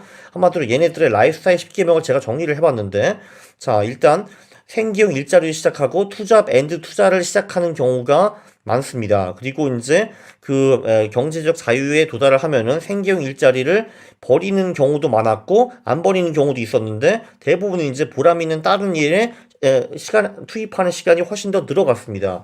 근데 자기 일을 그냥 계속하는 사람들도 있더라고요. 이 생계형 일자리가 본인한테 재미가 있는 경우도 상당히 많았습니다. 근데 이제 여기 무슨 재미있는 통계가 나오냐 하면은 독일인들 중에서 15%는 이미 영혼적 사표를 냈다고 합니다. 그러니까 한마디로 이미 정신적으로는 사표를 냈는데 돈이 필요해가지고 좀비처럼 이렇게 회사에 이렇게 다니고 있고요. 그리고 한 70% 정도는 규정대로 일을 한다라고 합니다. 그러니까 한마디로 뭐 이런 거죠. 버스가 와가지고 어이 가서 수저 좀 놓지 그래. 하니까 이제 진짜 딱 숟가락만 놓는 겁니다. 버스가 와가지고 어이 야 아니 젓가락은 왜 안 놨어 하니까 당신은 나한테 숟가락을 놓으라고 했잖아요. 뭐 이런 거죠. 한마디로 그러니까 15%는 이미 사표를 정신적으로 냈고 70%는 정말 규정대로 기기적으로 일을 한다라고 합니다. 한국은 제가 보기에는 그 비중이 더 높으면 높았지 더 작지는 않다라고 저는 생각을 하는데요. 그러니까 한마디로 여러분들도 그 85% 중에 한 명이면은 이 생계형 일자리를 버리고 보람 있는 다른 일을 할 수도 있겠죠. 아니면은 여러분이 해피한 10% 15%에 포함이 된다면은 생계형 일자리를 굳이 그러니까 버릴 필요는 없습니다. 그러나 뭐 투자를 투자해가지고 투자를 통해서 경제적인 자유에 도달을 하는 거죠. 자, 그리고 이제 본인 시간은 본인이 원하는 곳에 아낌없이 투자를 하는 경우가 많았습니다. 그리고 이게 이제 중요한데, 자, 대부분 파이어 하는 사람들의 절약률은 뭐냐 하면은 수입 중에서 얼마를 세이브 하는가. 내 이제 세후 소득이 300만 원인데, 그 중에서 150만 원을 절약을 했다 하면은 절약률이 50%가 되겠죠. 그리고 210만 원을 절약을 했다, 저축을 했다라고 하면은 저축률이 70%가 되는 겁니다. 그쵸? 자, 그리고 이제 이게 굉장히 중요하죠. 거주지, 사는 곳은 매우 미니멀리스트하게 사는 사람들이 많았습니다. 왜냐면은 조금 전에도 봤지만 큰 집, 대형 집 이런 거는 내 장기 행복에 도움이 별로 되지 않습니다. 사실 저 같은 경우도 이제 독일에서 한번 근무할 때 좀 이제 큰 집에서 살다가 그 다음에 이제 3평, 4평짜리 집에서 살아봤습니다. 야, 내가 여기서 살 수 있을까 생각을 했는데, 야, 웬걸, 살아보니까 한 달 만에 너무 편하고 좋더라고요. 청소도 별로 안 해도 되고, 그리고 이제 누워가지고 뒹굴뒹굴 해도, 이제 내가 원하는 물건을 다 잡을 수 있었습니다. 더 이상 크게 움직일 필요가 없었고요. 그래서 저는 사실 원룸의 생활이 굉장히 편하고, 오히려 행복했습니다. 차는 당연히 안 사는 거죠. 저 같은 경우도 차를 평생 가진 적이 한 번도 없습니다. 소비 지출은 도대체 왜 하는지 모르겠지만 이제 이런 것 때문에 이제 굉장히 많은 돈이 낭비가 되고 그리고 환경도 이제 오염이 되는 거겠죠. 소비 지출은 대부분 하지 않습니다. 음식은 건강식으로 직접 해 먹고 이거는 제가 별로 하지 않았습니다. 그런데 이제 한국에 있으면 솔직히 사 먹는 거랑 해 먹는 거랑 큰 차이가 없기는 하죠. 그리고 이제 이제 운동도 이제 행복에 매우 중요한 요소라고 했는데 왜 헬스장에 가는가? 밖에서 그냥 뛰면 되는 거지 뭐 이런 식으로 많이 사는 것 같고요. 근데 이제 파이어 하는 사람들은 대부분의 경우 여행을 엄청나게 많이 갑니다. 왜냐하면 이 평생 학습이라는 게 뭐 책 보고 유튜브 보고 배우는 것도 있지만 직접 가서 체험하는 것도 굉장히 크잖아요. 이런 거를 이 사람들이 추구합니다. 한마디로 좋은 경험을 위해서는 파이어를 하는 사람들은 돈을 소비할 그런 의지가 있는 겁니다. 그리고 이제 이 책에서 부자들만 파이어하는 게 아닙니다. 고소득자들도 분명히 나오는데 여기 보면은 중산층, 서민층, 대학생들도 상당히 많이 이미 하고 있고 그리고 마음만 먹으면 누구나 할 수 있다고 저는 생각을 합니다. 그리고 네, 다시 한번 말하는데 40세 은퇴 가능한가? 네, 저는 충분히 가능하다고 봅니다. 왜냐면은 제가 대충 이제 이런 삶을 살고 있었거든요. 이거 할 수 있습니다. 자, 그리고 이제, 근데 또 대부분 사람들은 부정적입니다. 에이, 어떻게 저런 게 가능해? 라고 이제 말을 하게 되거든요. 근데 이제, 좀 성공하는 사람들은 보통 이런 질문을 합니다. 에이, 어떻게 저런 게 가능해? 가 아니라, 어떻게 하면 저렇게 할 수 있을까? 이렇게 질문을 살짝 바뀌면은, 나타나는 아이디어가 완전히 다릅니다. 에이, 어떻게 저런 게 가능해? 하면은, 일단 처음부터 블로킹을 하는 거죠. 그래, 어차피 안 될 거야. 삑, 끝. 이렇게 되는데, 어떻게 저렇게 할 수 있을까라는 질문을 하면은, 일단 고민부터 하게 되고, 이런 아이디어가 자연스럽게 떠오르게 되는 겁니다. 물론 당연히 돈이 있어야지 저런 생활을 할 수가 있습니다. 근데 얼마나 필요한 것인가? 자, 이 책에서 이제 핵심 중에 하나는 연 지출의 20에서 33배 정도 있으면 되는 겁니다. 근데 제가 다음번에 좀 더 자세히 설명드리겠지만 20배가 진실에 좀 더 가깝다고 생각합니다. 자, 생각을 해보십시오. 조금 전에 이제 그러니까 이런 식으로 라이프스타일을 살면은 네, 지출이 얼마나 필요할까요? 월 150? 200? 250? 뭐 잘 모르겠습니다. 뭐까짓 건 250이라고 해보죠. 250이라고 하면은 1년에 3천만 원. 그러면 3천만 원은 20배면 6억, 그리고 33배면 10억입니다. 그러니까 한마디로, 그러면은 경제적 그 자유라는 게 그렇게 큰 돈이 필요 없는 거네? 라고 생각을 하실 수가 있습니다. 6억에서 10억, 할만하죠. 그쵸? 그리고 제가 주장하는 거는 10억보다 6억이 좀 더 가깝다라는 겁니다. 일단, 왜냐하면은 이 파이어 라이프 스타일을 살면 일단 연 지출 자체가 별로 높을 수가 없고요. 옆에 조금 전에 보셨겠지만. 그리고 왜 딱히 이제 이 금액인가는 다음번에 설명을 드리겠습니다. 자, 그리고 그러면은 어느 정도 모으면은 이 돈에 도달할 수 있는가라고 보면은, 이거를 지금 25배로 봤을 때, 25배로 보면요. 저출육 50% 시에는 16.6년, 그리고 70% 시에는 9년 만에 가능합니다. 자, 9년에서 16년 동안에 모아가지고 이 돈을 모아서 은퇴를 한다라고 하면 40세 전에 은퇴가 가능합니까? 안 가능합니까? 가능합니다. 자, 그런데 어떻게 이런 말도 안 되는 이렇게 높은 저축률을 할 수 있는지. 아니, 나는 300을 번단 말이야. 거기서 도대체 어떻게 50%를 세이브 한단 말이야. 말도 안 돼. 라고 하시는데, 네, 그런 얘기는 다음번에 설명을 드릴 겁니다. 그리고 어떻게 정확히 이 수치가 나오는지, 그거는 다음번에 설명드릴 겁니다. 자, 여기서 이제 하나의 힌트를 드리는데, 남이 나에 대해 하는 생각은 내가 알 바 아니다. 라는 것이 굉장히 중요한 미션입니다. 사실, 이렇게 사면은 삶이 얼마나 편해지는지 여러분들은 상상도 하시지 못할 겁니다. 제가 대충 이렇게 살고 있거든요. 사실 이 말이 뭐냐 하면은 이 저축률이 이제 이만큼 나오려면은 당연히 많은 돈을 이제 저축을 해야 되는데 사람들은 남 눈치를 보느라고 돈을 엄청나게 쓰고 있습니다. 그렇게 의식적으로 쓰는 경우도 있고 무의식적으로 쓰는 경우가 있는데 한마디로 남이 나에 대한 생각을 생각해버리면은 지출을 어마어마하게 많이 줄일 수 있다는 힌트만 드리겠습니다. 자, 결론. 40세 은퇴? 네, 저는 충분히 가능하다고 봅니다. 왜냐면은 제가 요 책에 나온 대로 대충 살았거든요. 해보니까, 그래, 돈이 은근히 많이 모이네. 40세가, 은퇴해서 내가 하고 싶은 걸 할 수 있겠구나. 이런 결론에 도달했습니다. 자, 여러분, 소비가 아니라 행복에 집중을 하면은 지출이 오히려 줄어드는 놀라운 현상을 볼 수가 있습니다. 그리고 자, 깊게 생각해 보십시오. 오늘 영상을 한번 반복을 해보시고 저 파이어 10개명처럼 살면은 40세 은퇴가 불가능할까? 가능할까? 한번 생각을 해보세요. 그리고 행복이 무엇인지 생각하는 시간도 한번 가져보시기 바랍니다. 예, 우리가 생각하는 정석적인 행복과 많은 연구 자료에서 나온 행복은 확실히 다른 것 같습니다. 그리고 전자가 맞는지 후자가 맞는지는 여러분들이 한번 생각을 해보시고요. 자, 다음 편에는 왜 경제적 자유는 연 지출의 20배와 가까운가 이걸 한번 볼 거고 저축률과 은퇴 시기 시뮬레이션 이것도 한번 돌려보겠습니다. 그리고 그 다음 편에 다다음 편에는 지출을 어떻게 구체적으로 줄이는가 그리고 파이어 라이프를 어떻게 사는가 깊은 노하우를 전달해 드리겠습니다. 이야. 졸라 재밌다. 와, 40세 은퇴하는 방법까지 설명해 드리다니. 이거 저 너무 훌륭한 일 하는 거 아니에요? 그렇죠. 제가 훌륭한 일을 하기 때문에 오셔가지고 구독을 하신 다음에 알람 설정을 하시고 그리고 오시면은 좋아요를 누르는 겁니다. 꼭 이렇게 대세를 이해 못하고 싫어요를 누르시는 분들이 계시는데 그거는 제가 매우 싫어합니다. 감사합니다. 이렇게 설명을 했는데도 그래서 뭘 사야 되는 거야 하는 사람들은 답이 없는 겁니다. 그 사람들은 희망이 없기 때문에 그냥 포기하시면 되고요. 예! 안녕하십니까. 할러님들 강왕국입니다. 네, 이런 질문을 상당히 자주 듣게 되죠. 그래서 뭘 사야 하나요? 라는 질문이요. 여기에 대해서 제가 복리 23%짜리 답변을 드리겠습니다. 자, 일단 정답은 뭐냐 하면요. 정답은 원래는 사실 뭘 사도 잘 안 될 거야 라는 것이 진정한 정답입니다. 요 책에서 나오죠, 요 책에서. 네, 사경인의 친절한 투자 과외라는 책인데, 이 책이 상당히 재밌기 때문에 나중에 또 이 책에 대해서 또 영상을 찍을 건데요. 네, 근데 여기 보면 이 책에 34페이지 이렇게 나오더라고요. 그래, 이렇게 자주 물어보시는데, 이분들은 밥을 떠서 입에 넣어주기를 바란다. 그 다음에 자기가 답변을 제대로 안 해주면은 내일 급등할 종목을 알려준다는 리딩방으로 가신다. 근데 리딩을 받고 부자가 된 사람은 아직 못 봤다. 리딩을 해주고 부자가 된 사람들은 몇 명 있다. 상당수는 감옥 또는 소송 중이다. 뭐, 이렇게 말씀을 하시더라고요. 네, 이게 전적으로 제가 공감을 하고요. 자, 그런데, 이거를 물어본 사람이 어느 정도 싹수가 보인다. 그러니까 좀 희망이 보인다. 라고 하면요. 이렇게 알려주면 될 것 같습니다. 그러니까 저도 이렇게 알려줄 것 같고, 여러분들도 누가 여러분한테 와가지고 종목을 물어보면은 이렇게 답변해 주시면은 되는 겁니다. 자. 이렇게 하는 거예요. 어이, 친구. 뭐라고 해야 되냐. 저평가 주식이 좋은 거지. 그치? 그렇지. 혹시 너 PBR가 뭔지 아니? 하면은, 그리고 이 PBR가 낮은 순서대로 사면 되는 거야. 아주 심플하지. PBR 그게 뭔데?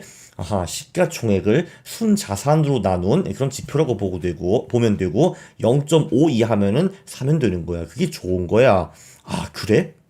그럼 PBR가 도대체 뭔데 이해가 안 되는데. 자, 어떤 기업이 있다고 해봐. 자, 이 기업이 빚이 없어. 그런데 10억짜리 아파트를 소유하고 있는 거야. 알았어. 이해했어.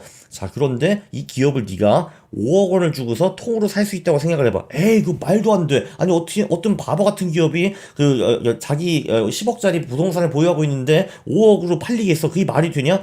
근데 그런 기업들이 한국에 굉장히 많다고. 라고 이제 답변을 하는 겁니다. 한마디로 터무니없이 싼 기업들을 사는 거는 굉장히 좋습니다. 자, 근데 얘가 좀 희망이 보이고 깨있는 애잖아요. 그럼 이렇게 물어볼 수가 있죠. 야, 근데, 오케이. 좋았어. 그런 10억짜리 아파트가 있는데, 이 아파트가 월세도 안 나가고 전세도 안 나가는 산기슭 아파트면 어떻게 해야 되는 거냐? 하니까, 그렇기 때문에 분기 영업이익이 전년 동기 대비 50% 이상 증가하는 그런 기업만 사는 거야. 한마디로, 우리 아파트 비율을 하면은 이번 분기에 월세가 전년 동일 분기보다 50% 이상 오른 거야. 그러니까 전년 3분기에는 월세 100만 원 받았는데, 요번에 150만 원 이상을 받는 거라고. 야, 근데 그러면은 말이야, 10억짜리 아파트 있는 기업을 통으로 사는데 5억을 주고 사고, 그러니까 5억 이하를 주고 사고, 월세도 50% 오른 거야? 그런 기업이 존재한다고? 그렇지. 그런 주식만 20개 사고 부자가 되는 거야. 그리고 3개월에 한 번씩 그런 기업을 갈아치우면 되는 거야. 리밸런싱을 한다고도 하지. 라고 답변을 하고, 그래서 예를 들면 여기 보면은 뭐 2019년, 2020년 보시면요. SK 하이닉스가 영업이익이 많이 올랐다라는 걸 볼 수가 있고, 삼성전자도 꽤 많이 올랐는데 상대적으로 50% 이하로 올랐고요. 상대적으로 덜 올랐고, 현대차와 현대모비스도 마찬가지였습니다. 자, 그런데 말이야. 그래도, 이 기업이 망하면 어떡하지? 그거 좀 불안불안한데. 넌 조금 전에 부채가 없다고 했는데, 이 기업이 부채가 엄청 많으면 어떡해? 그러면은 부채 비율 100% 이하 기업만 사는 거야. 부채 비율은 여기 나와 있지. 부채 총계 나누기 자본 총계. 자본이라는 건 순자산이야. 그리고 여기도 이 아가씨도 말을 하잖아. 표준 비율은 100% 이하, 부채 비율이 200% 이상일 경우에는 위험. 그러니까 100% 이하에만 사라고. 그러니 예를 들면은 그 10억짜리 아파트가 있는데 5억 이하를 대출을 받은 거야. 나머지는 지 돈으로 산 거고. 그리고 영업이익도 팍팍 오른다. 이런 기업이 상시적으로 망할 수 있겠어? 부채도 별로 없고 영업이익도 팍팍 오르는데. 그러니까 다시 한번 정리를 하면은 PBR가 0.5 이하, 영업이익 증가율이 50% 이상, 부채 비율이 100% 이하. 그럼 이런 기업들을 어떻게 찾는 거야? 공짜로 찾고 싶으면은 WM 스크리너라는 게 있다고 밑에 링크를 달아줄게. 그리고 유료는 퀀트킹으로 하는 거야. So easy, 아주 쉬워. 야, 그래? 이렇게 투자하면 과거에 어느 정도 수익이 났는데? 이거 분기에 한 번 리밸런싱을 하는 거였어. 20개 종목이고 중국 기업, 스펙 기업, 지주 기업, 금융기업을 빼는 거. 이건 뭐야? 몰라도 되는데 일단 빼. 그렇게 하면은 복리수 22.1이 아니라 23.3 정도 나왔고, 더 좋은 거는 11월 4월만 하는 거야. 5월 10월에는 주식 안 하고 그냥 쉬어가는 거야. 자, 그렇게 하면은 복리수익이 조금 줄었거든. 23%가 21.6%로 가볍게 줄었는데, MDD 그러니까 가장 최악의 순간에 잃는 금액이 40%에서 26%로 줄어든 거를 볼 수가 있지. 하하, 좋지 이거. 그렇지. 야, 대박. 이렇게 해가지고 복리 20% 이상 버는 거야. 그리고 말이야, 복리 20%로 하면은 14년에 원금이 15배가 되는 거야. 진짜? 15배? 대박. 네, 뭐 이런 거죠. 그래서 요약을 하면은, 자, 또 이렇게 설명을 했는데도 그래서 뭘 사야 되는 거야 하는 사람들은 답이 없는 겁니다. 그 사람들은 희망이 없기 때문에 그냥 포기하시면 되고요. 그럴 때는 그냥 허허허 웃으면서 하하 삼성전자 사업 이런 식으로 하고 도망가시면 되는 거고요. 네, 그러니까 이 정도도 안 하면은 뭘 사도 안 될 거야가 정답이 맞습니다. 근데 제 지인 중에서 간혹 이 정도 새겨 듣고 실제로 뭐 퀀트킹이라든지 스크리너 들어가가지고 주식을 찾고 사시는 분들이 계시더라고요. 이런 분들은 대부분 이게 장기적으로 실제로 벌더라고요. 이렇게 벌다 보면 이게 재밌으니까 자연스럽게 또 물어보고 더 공부하고 막 이러시더라고요. 그런데 왜 대다수는 묻지도 않고 알려줘도 하지 않을까? 왜 그럴까요? 그게 저는 굉장히 궁금합니다. 근데 부자가 되고 싶대. 말이 안 되잖아. 그렇죠. 네, 결론은 좋은 종목 찾는 거 진짜 별로 어렵지 않습니다. 네, 제가 보기에는 왕초보 영상으로 이 영상 상당히 좋다고 생각을 하고요. 네, 동의하시면 구독을 눌러주시고, 네, 그리고 좋아요를 눌러주시기 바랍니다. 싫어를 누르면 제가 매우 싫어합니다. 감사합니다. 여러분이 돈이 들어갔으면 객관적으로 판단이 안 되기 때문에 그 시기가 오면 그냥 무조건 팔아요. 그 후에 다른 주식으로 부자 또 되면 되는 겁니다. Yeah. 안녕하십니까 할러님들, 강원국입니다. 네, 왕초보 영상 또 하나 찍겠습니다. 오늘의 질문, 내 주식을 언제 팔아야 되나요? 라는 질문인데요.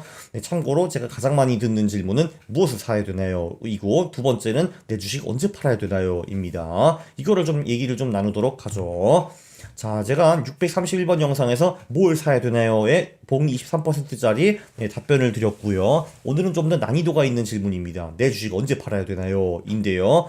이게 포인트가 뭐냐면은 우리가 주식을 사기 전에 언제 팔지 미리 알아야 된다라는 겁니다. 왜냐면 우리는 우리 돈이 들어가면은 객관적으로 판단을 할 수가 없고요. 그래서 올라가도 내려가도 갈팡질팡 하면서 올라가면은 이제 이거 팔고 수익을 실현을 해야 되는 건가? 아니면 얘가 더 갈 것 같기도 한데 모르겠어 이렇게 되는 거고, 떨어지면 더 심각합니다. 전버냐 손절이냐, 전버 손절, 전버 손절 이렇게 되는 거거든요. 갈팡질팡합니다. 그게 내가 살 때 언제 팔지 고민을 안 했기 때문에 이런 고민을 하게 되는 거거든요. 네, 그런데 이미 내 돈이 들어갔으면 늦었습니다. 뭘 해도 네, 별로 그렇게 좋은 그 결정이 나오기가 매우 힘듭니다. 우리가 객관적으로 판단을 못 하거든요. 그래서 객관적으로 판단을 못 하고 감정적으로 나중에 팔게 되는데 이게 최악의 결정일 가능성이 매우 높다라는 겁니다. 에휴. 이런 투자 심리에 대해서 제가 성균관대 EMBA 특강을 하나 한 게 있죠. 622번 영상인데 요거 한번 보세요. 이거 네, 상당히 재밌습니다. 한마디로 그 투자 심리가 어떻게 우리 그 수익을 망치는지 그게 뭐 총망라 되어 있거든요. 요 영상에 재밌습니다. 재밌어요.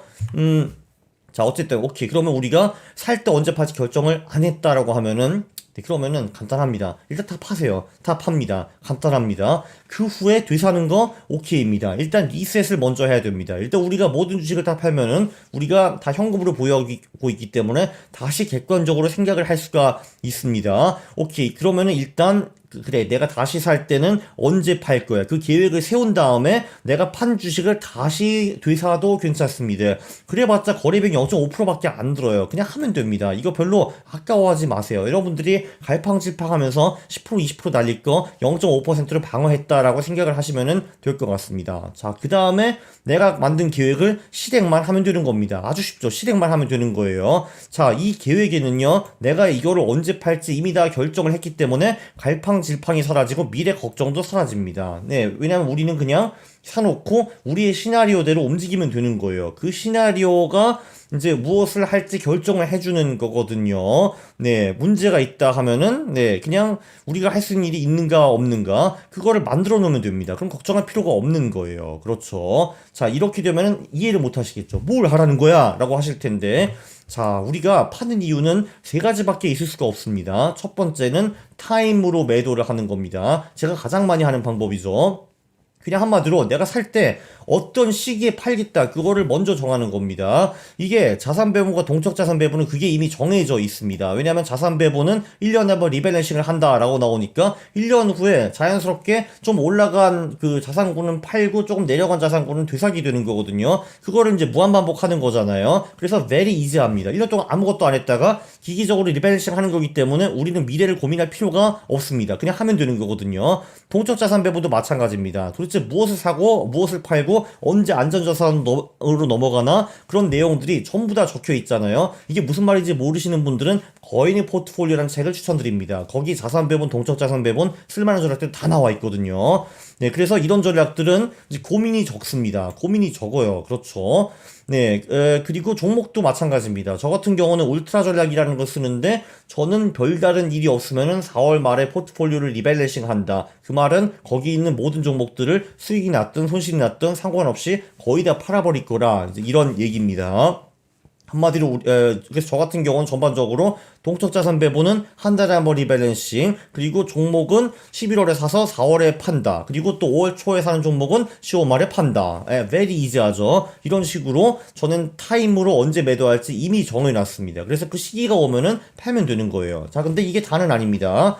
자, 두 번째, 그치. 이게 말했네. 퀀트 전략의 경우에는 이제 손익 여부와 상관없이 10월 말, 4월 말에 리밸런싱을 한다라고 나와 있고요. 그리고 뭐 우리가 예를 들면 퀀트 투자를 안 하고 뭐 종목 3개에 몰빵을 한다, 집중 투자를 한다 이겁니다. 쿨한 아주 훌륭한 종목들에 뭐 이럴 때는 예를 들면 이런 것도 가능합니다. 보통 이 경우에는 이제 바로 뒤에 나오는 프라이스로 매도하는 경우가 많기는 할 텐데 뭐 이럴 수 있습니다. 내가 이런 기똥찬 주식들을 샀어. 근데 3개월 동안 얘가 안 움직여요. 플러스 마이너스 5%입니다. 오케이, 야 됐어. 그러면 몇 주 또는 몇 개월 후에는 난 얘를 매도할래. 그런 전략을 미리 설정해 놓을 수가 있는 거죠. 예를 들면은 내가 테슬라를 샀는데 3개월 동안 얘가 안 움직여? 그럼 무조건 팔아. 이런 식으로 전략을 만들어 놓을 수가 있는 겁니다. 이 타임으로 매도하는 것이 대부분 투자자들한테는 아마 가장 속이 편할 겁니다. 왜냐면 그 뒤에 나오는 두 가지 방법 심리적으로 좀 어려울 수가 있는 거거든요. 두 번째가 바로 프라이스로 매도를 하는 겁니다. 프라이스는요, 자, 첫 번째는 내가 산 가격보다 뭐 10% 20% 떨어지면은 매도한다, 손절한다, 이런 게 있고, 또는 최고점 대비 내가 100원에 샀는데 200원으로 갔어. 그러면은 200원에서 10% 20% 떨어지면은 매도, 이거는 익절이라고 하기도 하고 트레일링 스톱이라고 하기도 합니다. 또는 뭐 MDD 관리 차원에서 내 전체 포트폴리오가 10% 20% 이하 하락해버리면은 포트폴리오를 전체 손절한다. 저 같은 경우는 울트라 전략에 그런 게 들어 있습니다. 저는 울트라 전략을 할 때 뭐 전반적으로는 4월 말에 리밸런싱을 하지만 중간에 포트폴리오가 너무 작살나가지고 20%까지 빠지면은 안녕 빠이빠이, 전체 포트폴리오 손절, 이런 룰들이 있는 겁니다. 여기서 제가 또 걱정할 게 아무것도 없습니다. 20% 떨어져? 뭐 어쩔 수 없네. 오케이, 셀 전부 다 팔아버리면 되는 거고요. 별일 없어? 그럼 4월 말에 셀. 이렇게 저는 이미 다 정해져 있습니다. 그럼 미래에 나올 수 있는 시나리오는 저 두 개밖에 없어요. 울트라 전략이 많이 하락한다, 네, 또는 그냥 그럭저럭 가가지고 4월 말에 매도한다. 아주 쉬운 거죠. 저는 그냥 그 전략을 따라 하면 되기 때문에 미래에 대한 걱정이 없는 겁니다. 네, 그리고 이제 개별주 같은 경우도 이런 식으로 할 수가 있어요. 그 1번, 2번을 할 수가 있는데, 여기서 제가 보기에 중요한 거는 손절할 때 총 자산의 1에서 2%를 안 잃는 것이 중요하다, 이런 얘기입니다. 이게 무슨 얘기냐 하면은, 예를 들면 내가 1억이 있어요. 그런데 내가 이 주식이 10% 떨어지면은 손절을 하겠다라고 룰을 세웁니다. 그럼 우리가 얼마를 베팅해야 되냐 이거죠. 1억을 베팅하면은 위험하다 이겁니다. 그러면은 10%에 손절할 때 1,000만 원을 잃게 되는 거거든요. 그 손절 5번 정도만 하면은 내 전체 자산의 절반 정도가 날아가거든요. 이러면 안 돼. 그렇기 때문에 이럴 때는 베팅을 한 1,000만 원 정도 하는 겁니다. 1억을 가지고 이제 1,000만 원을 베팅을 해야 이 주식에. 그럼 여기서 10%의 손절을 한다 하더라도 100만 원을 잃는 거잖아요. 100만 원은 내 총 자산의 1%. 이렇게 잃는 겁니다. 이게 어떻게 보면은 트레이더의 방법이고 굿 테크닉이라고 볼 수가 있는 거거든요. 네, 여기 세 번째 방법은 이유, 그러니까 리전으로 매도를 하는 겁니다. 제가 보기에 이건 주로 가치 투자자들한테 많이 해당이 될 것 같아요. 이런 분들이 또 계십니다. 내가 전환 트레이더이냐? 손절? 난 그런 거 절대 할 수 없어. 좋은 기업을 손절을 하다니 그게 말이 되느냐? 이런 선비분들이 계시거든요. 가치 투자 선비님들.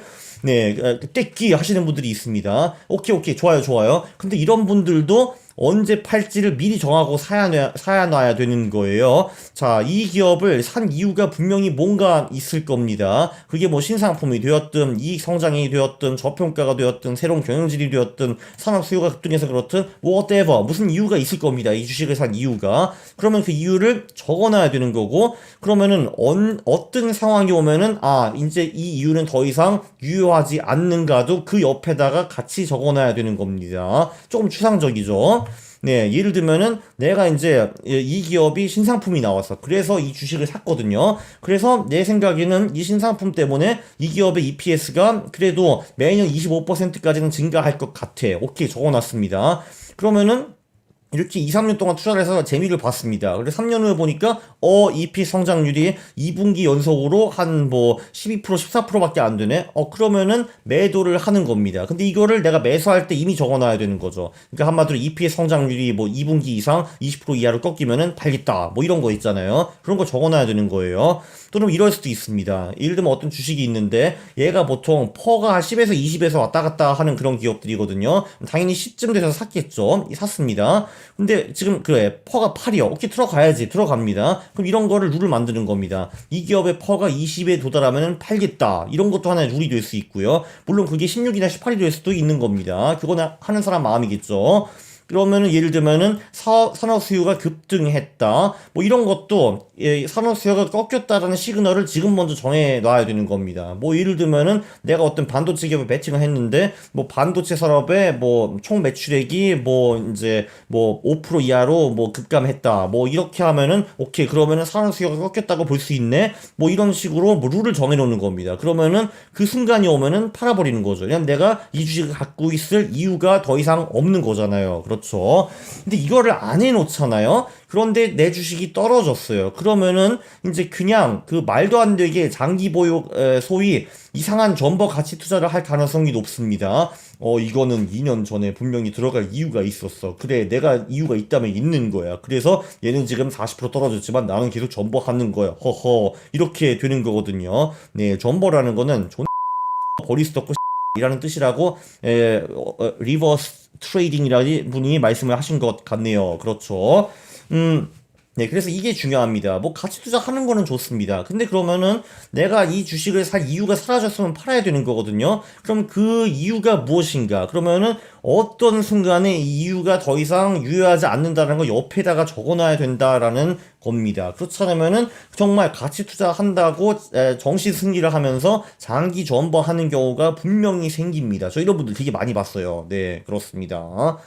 네, 그 요약, 사기 전 언제 팔지를 알아라. 네, 파는 이유는 타임, 프라이스, 이유. 요 세 개밖에 없습니다. 저는 이제 주로 타임을 많이 하고요. 그냥 파는 시기를 미리 정하는 겁니다. 한마디로 6개월 후에 싹 다 팔아버리고 6개월 후에 내 전략에 가장 맞는 기업들로 갈아치운다. 또는 뭐 자산 배분의 동적 자산 배분은 그냥 기계적으로 매월 또는 매년 한 번씩 매수 매도를 하는 거죠. 저 별 고민 없이. 또는 프라이스, 손절 익절이 해당이 되는 거겠죠. 그리고 네, 이유가 있을 겁니다. 산 이유가 있으면은 그 이유가 더 이상 유효하지 않을 경우에는 팔아라. 이거를 미리 정하라라는 겁니다. 중요한 거는 이제 언젠가 그 시기가 올 겁니다. 저 같은 경우는 4월 말에 언젠가 올 거고, 손절 익절 그 룰이 포함된 사람들은 네, 이 손절을 익절할 타이밍이 분명히 언젠가 올 건데 그때는 뒤돌아보지 말고 파는 거를 추천해 드립니다. 여기서 분명히 또 고민하는 사람들이 있어요.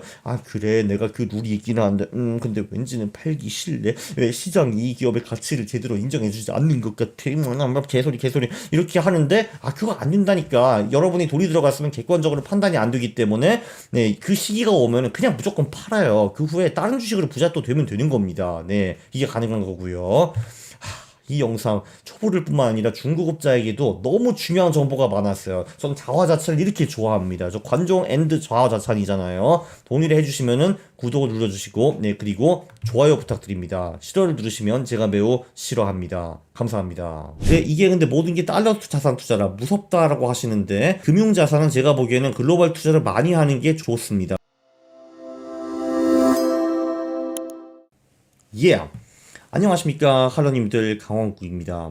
제가 투자 생초보들한테 권하는 복리 8에서 10% 투자, 이게 무엇일까요? 아주 심플한 상품들인데요. 참고로 이 영상에는 홍보가 좀 일부 포함되어 있습니다.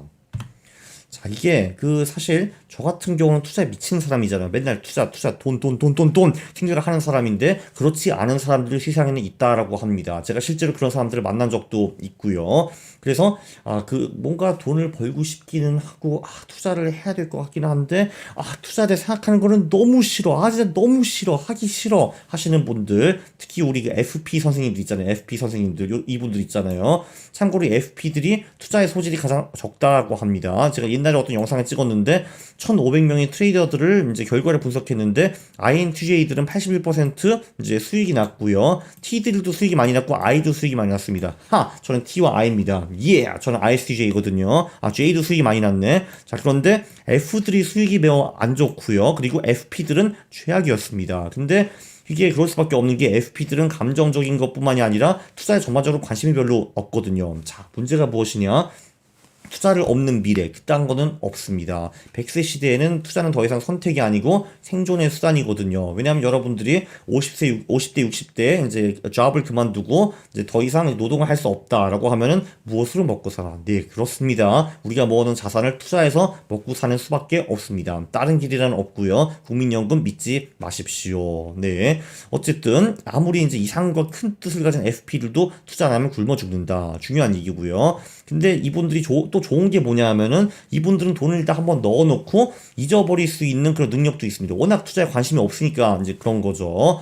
네, 물론 이들은 상대적으로 투자에 좀 무지한 편이고요. 그리고 감성이 굉장히 발달되신 분이기 때문에 제가 사실 어제 이런 FP 투자자를 한 분 만나셨어요. 그분은 심지어 기관에 계신데도 불구하고 뭐 이런 말씀을 하시더라고요. 저희 FP들은 계획을 이렇게 딱 이렇게 열심히 세워놔도 일단 뭔가 이제 우리 피를 딱 주는 거 있잖아요. 카카오, 와우, 이거는 진짜 20배 오를 거야. 또는 이 주식은 바로 넥스트 카카오야. 이게 들어가야 될 가자 해가지고 전략을 다 버리고 그 한 끼 꽂힌 그 주식이 올인하고 이런 참사가 많이 일어날 수도 있다라고 하더라고요. 네, 사실 근데 그거보다는 그냥 돈을 얻다가 넣어놓고 그냥 쫙 가져가는 게 좋을 것 같거든요. 네, 그리고 기본들이 정말 이제 위험한 게 상대적으로 무지하기 때문에 사기꾼들로 많이 달려들 수 있을 것 같습니다. 자, 어쨌든 서론이 되게 길었네. 자, 할러님들, 여러분들은 투자에 대해 관심이 있잖아요. 네, 그런데 분명히 여러분 부모님들, 형제님들, 시스터님들, 자매님들, 그리고 친구들, 뭐 지인들, 이분들 중에서 투자에 지질이 관심 없는 분들이 계실 텐데 그분들에게 이 영상을 보여주시면 되는 것 같습니다. 그래, 이게 명언이지. Help your brothers and sisters. 네, 그렇습니다. 자, 본론으로 넘어가면요. 자, 첫 번째 상품, 고정 수입 연 11%가 넘는 상품이 존재한다고? 이게 말이 되는 거냐고요? 네, 말이 됩니다. 제가 565번 영상에 이제 헤이비트의 0.9% 디지털 자산 예치 상품을 제가 소개를 했거든요. 그래서 이게 사기라는 둥 어쩌라는 둥 뭐 이런 식으로 욕을 제가 많이 먹었었는데 저는 아직도 거기 돈을 넣고 잘만 이자를 받고 있습니다. 아래에 제가 링크를 남겨드릴게요. 여기서 이제 이거는 디지털 자산을 예치를 하면은 0.9%의 보상을 주 복리로 지급하는 상품이기 때문에 실제 수익은 9%보다 더 높습니다. 한마디로 이제 9% 나누기 이제 52를 매주 지급한다라고 보시면 되고요. 그 이자에 또 이제 계속 복리로 쌓아주기 때문에 사실 제가 계산해 보니까 한 복리 9.4%, 1년 동안 이거를 하면 9.4% 정도 받게 되더라고요. 그런데 여기서 또 25%를 더 준다라는 겁니다. 그래서 복리로 보면 이게 1년에 한 11.5에서 12%? 뭐 그 정도 수익이 나오더라고요. 11%는 확실히 넘습니다. 네, 그래서 이거는 근데 기존 고객 그리고 12월 가입하는 신규 고객한테 적용이 되고요. 2022년 12월까지 1년 동안 그렇게 해준다라고 합니다. 그래서 2022년 1월에 그러니까 내년에 신규 가입하는 고객들한테는 이 적용이 안 되고요. 그분들한테는 겨우 9%밖에 안 나가고 12월까지 빨리 하시는 분들은 25%더 준다라고 하는 겁니다. 당연히 저도 하고 있고요. 이번에 추가 투자를 할 겁니다. 그래, 11, 12% 무조건 먹어야지. 그렇죠. 거의 무위험 수익인데 물론 완전히 무위험은 아니고요. 리스크에 대해서 좀 얘기를 해보시죠. 일단 리스크가 없는 상품이라는 거는 존재하지 않습니다. 네, 그 전에요. 꼭 이 565번 영상 요거를 참고해 주시기 바랍니다. 그래도 높아심에 다시 한번 주요 리스크를 상기시켜 드리겠습니다. 자, 일단 이거는 그 USD 예금과 굉장히 수익 구조가 비슷한 상품이잖아요. 왜냐면 우리가 USDT에 투자를 하고 USDT는 USD와 연동되어 가기 때문에요. 그렇기 때문에 예를 들면 우리가 11% 12%를 번다 하더라도 달러화가 많이 가치가 떨어진다 하면은 원화 기준으로는 우리가 받는 수익률이 그보다 훨씬 더 적을 수도 있습니다. 또 반대로 원화 가치가 하락하고 달러 가치가 오르면요, 우리가 원화로 환산했을 때 받는 수입은 11% 12%로 더 높을 수도 있습니다. 자, 그리고 문제점이 이 테더 그 문제가 있죠. 테더. 일단 지금까지는 1USDT가 1USD였는데 이게 계속 연장될 거. 그러니까 한마디로 USDT가 가치를 지켜낸다. 그런 보장은 어디에도 없습니다. 그래서 예를 들면은 테더사가 이 모은 돈으로 USD를 사놓거나 뭔가 투자를 잘해야 되는데 투자를 완전히 엉터리로 했어. 그래가지고 사람들이 USDT 이거 좀 아닌 것 같다. 쓰레기잖아 하고 도망가 버리잖아요. 네, 그러면은 그 USDT 가치가 USD 대비 많이 떨어질 수도 있습니다. 그런데 다행인 거는 USDT 말고 다른 스테이블 코인들도 있습니다. BUSD도 있고 뭐 USDC도 있고 여러 개가 있다라고 하더라고요. 네, 그래서 그 헤이비트 쪽에서도 다양한 스테이블 코인으로 변환해서 관리를 하는 중이라고 합니다. 그래서 테더 리스크가 생각보다는 그렇게 엄청 크지는 않을 것 같기도 한데 그래도 제가 보기엔 이 중에서는 가장 큰 리스크입니다. 그리고 그런 분들도 굉장히 많으셨죠. 아니 11% 이거는 말도 안 된다. 이거는 사기일 수밖에 없어. 라고 하시는 분들이 계시는데요. 네, 디파이라는 신세계가 존재합니다. 거기서 헤이비트는 당연히 더 높은 수익을 창출하고 있고요. 그 중에서 고객에게 11에서 12%를 주고 이제 나머지는 이제 회사에서 스프레드를 챙겨가는 이제 그런 시스템입니다. 그리고 다시 한번 또 리스크를 말씀드리면은, 자, 헤이비트라는 회사 자체를 믿을 수 있는가, 이제 이런 그 문제가 있습니다. 이게 지금 헤이비트가 운영을 해가지고 11%를 못 벌어도 나머지는 회사가 지금 메워줘야 되는 그런 시스템이고요. 근데 지금 이 회사가 돈이 지금 상당히 많은 편입니다. 네, 최근에는 영업이익도 상당히 많이 난 편이고, 네, 그리고 시리즈 B는 이미 받았고, 그리고 지금 또 새로운 투자를 받기 위해서 지금 많이 좀 노력을 하고 있는 상태로 저는 알고 있고, 네, 그거보다 사실 아는 게 조금 더 있긴 한데, 여긴 이 정도 이제 하겠습니다. 어쨌든, 다음 달에 또 이제 재밌는 보도자료들이 나올 것 같아요. 헤이비트 관련해서. 어쨌든 그건 그렇고, 그리고 이제 운영 직원이 코인을 다른 곳 보내고 도망가는 거, 그런 거 막는 시스템은 존재한다고 하고, 제가 그 시스템 알기는 알고 제가 보기에는 상당히 말이 된다라고 생각을 하는데, 네, 그건 너무 내부적인 거라서 여기서 밝히지는 못하는데 그런 시스템은 확실히 존재합니다. 그리고 저도 이제 지난번에 43,000 정도를 맡겼어요. 제가 이게 이제 맡긴 지 얼마 안 되거든요. 제가 기억하기로는 9월 말인가 10월 초 이쯤 맡긴 것 같은데, 이거 언제 맡겼지? 어쨌든 얼마 안 됐거든요. 근데 이렇게 매주 착실히 보상이 오고 있고, 제가 맡긴 43,000이 지금 벌써 44,000이 되었습니다. 그래서 지금 상당히 지금 기분이 지금 제가 좋습니다. 계속 꼬박꼬박 USDT가 들어오고 있거든요. 그리고 아시다시피 이거 올해는 확실히 비과세이고, 내년도 비과세 가능성이 지금 높아 보입니다. 그렇죠. 네, 그리고, 자, 그러면 이제 제가 헤이비트, 암호화폐 찬양을 너무 많이 했으니까, 네, 조금 더 이제 전통적인 자산으로 넘어가겠습니다. 자산 배분 쪽이죠. 네, 거인의 포트폴리오, 요 책에는요, 6040 전략이 나오고, 연구 포트폴리오도 나오고, 올레더 전략도, 네, 나옵니다. 6040 포트폴리오, 이거는요, 그냥 우리가 ETF 달랑 두 개 사서 직접 할 수도 있는데, 여기에는 우리의 AO 가족이 있습니다. 네, 보면요, AOK가 있고, AOM이 있고, AOR가 있고, AOA가 있는데, 바로 이 AOAR을 라는 놈이 60% 주식, 40% 채권 투자하는 놈입니다. 그리고 6040 포트폴리오 미국에만 투자하는 게 아니고, 자, 이 35%는 미국이 맞고요. 요거가 이제 국제 채권이라고 하고, 요게 선진국 주식, 그리고 요게 이머징 주식이고, 요거는 뭐 미국 뭐 중형주, 소형주 뭐 이런 거 들어가 있는 것 같고, 아니네. 29% 이게 이제 미국 주식이고, 요 35% 이게 미국 채권이구만. 이렇게 이제 보시면은 될 것 같습니다. 그리고 여기 보면은 이제 백테스트 결과가 나오죠. 예를 들면 우리가 남자답게 뭐 100대 0으로 투자를 했다. 100% 주식, 0% 채권. 이렇게 하면은 네, 한 복리 10% 정도 먹었는데 그 대신에 크게 터진 적도 많았다. 뭐 이런 얘기였고요. 네, 그런데 예를 들면 6040 같은 경우는 어디야? 이 정도네, 그지? 여기서는 이제 복리 수익이 뭐 한 8.8% 정도 나온 것 같고, 이게 지금 어떤 단위인지 사실 잘 모르겠어요. 최근 10년인가 20년인가 잘 모르겠는데, 그리고 이제 MDD도 뭐 이 정도로 나온 것 같고요. 네, 그리고 이게 너무 싫어. 나는 이제 예를 들면 40대 60으로 가야겠어 하면은 바로 이 AOM 같은 데 투자를 하면 됩니다. AOM은 대충 뭐 이건 것 같네요. 그죠? 이 정도 같고, 그리고 이제 보수적인 AOK는 3대 7. 3대 7은 이 정도인 것. 아니네. 아이고야. 그치. 이게 3대 7이고 이게 4대 6이네요. 그죠? 네, 이렇게 네, 볼 수 있습니다. 그래서 ETF 한 방으로 여러분들이 6대 4로 갈 수도 있고, 4대 6으로 갈 수도 있고, 3대 7로 갈 수도 있고, 어쨌든 글로벌 주식과 채권에 이렇게 아주 간단하게 분산 투자를 할 수 있습니다. 자, 세 번째 상품은, 영국 포트폴리오. 이게 ETF가 없어요. 이게 좀 짜증나는데, 네, 저 같으면은 그냥 요 세 개 ETF를 직접 삽니다. 스파이랑 TLT랑 GLD, 여기 25% 투자를 하고, 현금 비중이 25%인데, 이거를 왠지 예치 상품에 넣을 것 같아요. 왜냐면은, 제가 강조를 했지만, 예치 상품 이런저런 리스크가 분명히 있습니다. 네, 그렇기 때문에 이제 내 전자산을 예치 상품에 몰빵 이건 좀 아닌 것 같고요. 그런데 이제 주식도 하고 채권도 하고 금도 하고 네, 그리고 나머지 25% 현금 포션을 예치 상품에 넣는다. 이거는 상당히 괜찮을 것 같습니다. 제 생각은요. 이런 식으로 하면 그래도 복리수익 10%, MDD 10%이 정도 나올 것 같은데. 물론 이거는요, 이 4개 상품을 사고 1년에 한번 리밸런싱을 해야 되는데 10분 정도 투입을 해서요. 예, 죄송합니다. 여러분의 시간 1년에 10분이나 뺏게 하다니. 이거는 정말, 제가 할 일이 아니지. 그래도 방법이 이거밖에 없습니다. 네, 어쩔 수 없네요. 영국 포트폴리오는 관련 ETF가 지금 없습니다.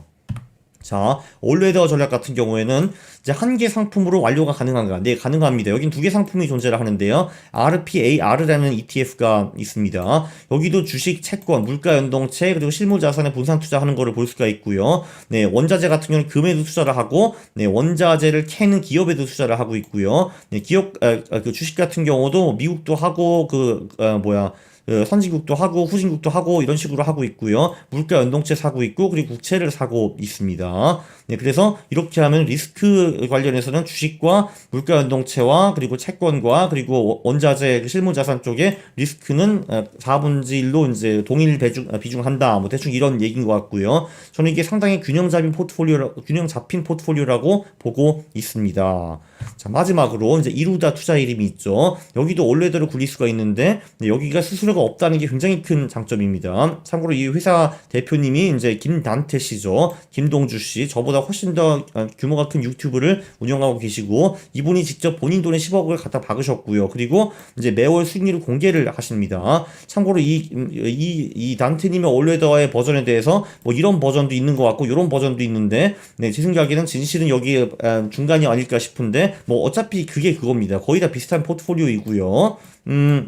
이 포트폴리오도 자산 배분의 정신을 다 준수한다라고 저는 생각을 하고 있습니다. 그래서 이것도 상당히 좋은 전략이에요. 제가 보기에는. 여기에도 그냥 돈을 한번 박아놓고 그냥 잊어버릴 수 있습니다. 그래, 이게 근데 모든 게 달러 자산 투자라 무섭다라고 하시는데, 네, 금융자산은 제가 보기에는 글로벌 투자를 많이 하는 게 좋으면 좋습니다. 왜냐면은 여러분들의 부동산 수익이라든지, 네, 급여라든지, 사업 수익이라든지 이런 거 전부 다 한국에서 받는 경우가 대부분이잖아요. 그쵸? 지금 이거를 보시는 분들 중에 99%가 뭐 부동산, 급여, 사업 이런 거 전부 다 한국에 있을 겁니다. 그러면은 지금 나머지 금융자산은 그래도 글로벌로 최대한 많이 돌리는 게 좋지 않은가라고 생각을 해요. 왜냐면은 한국 경제와 정치 영향을 벗어난 분산 투자는 꼭 필요하다라고 보고 있습니다. 네, 한국 정치.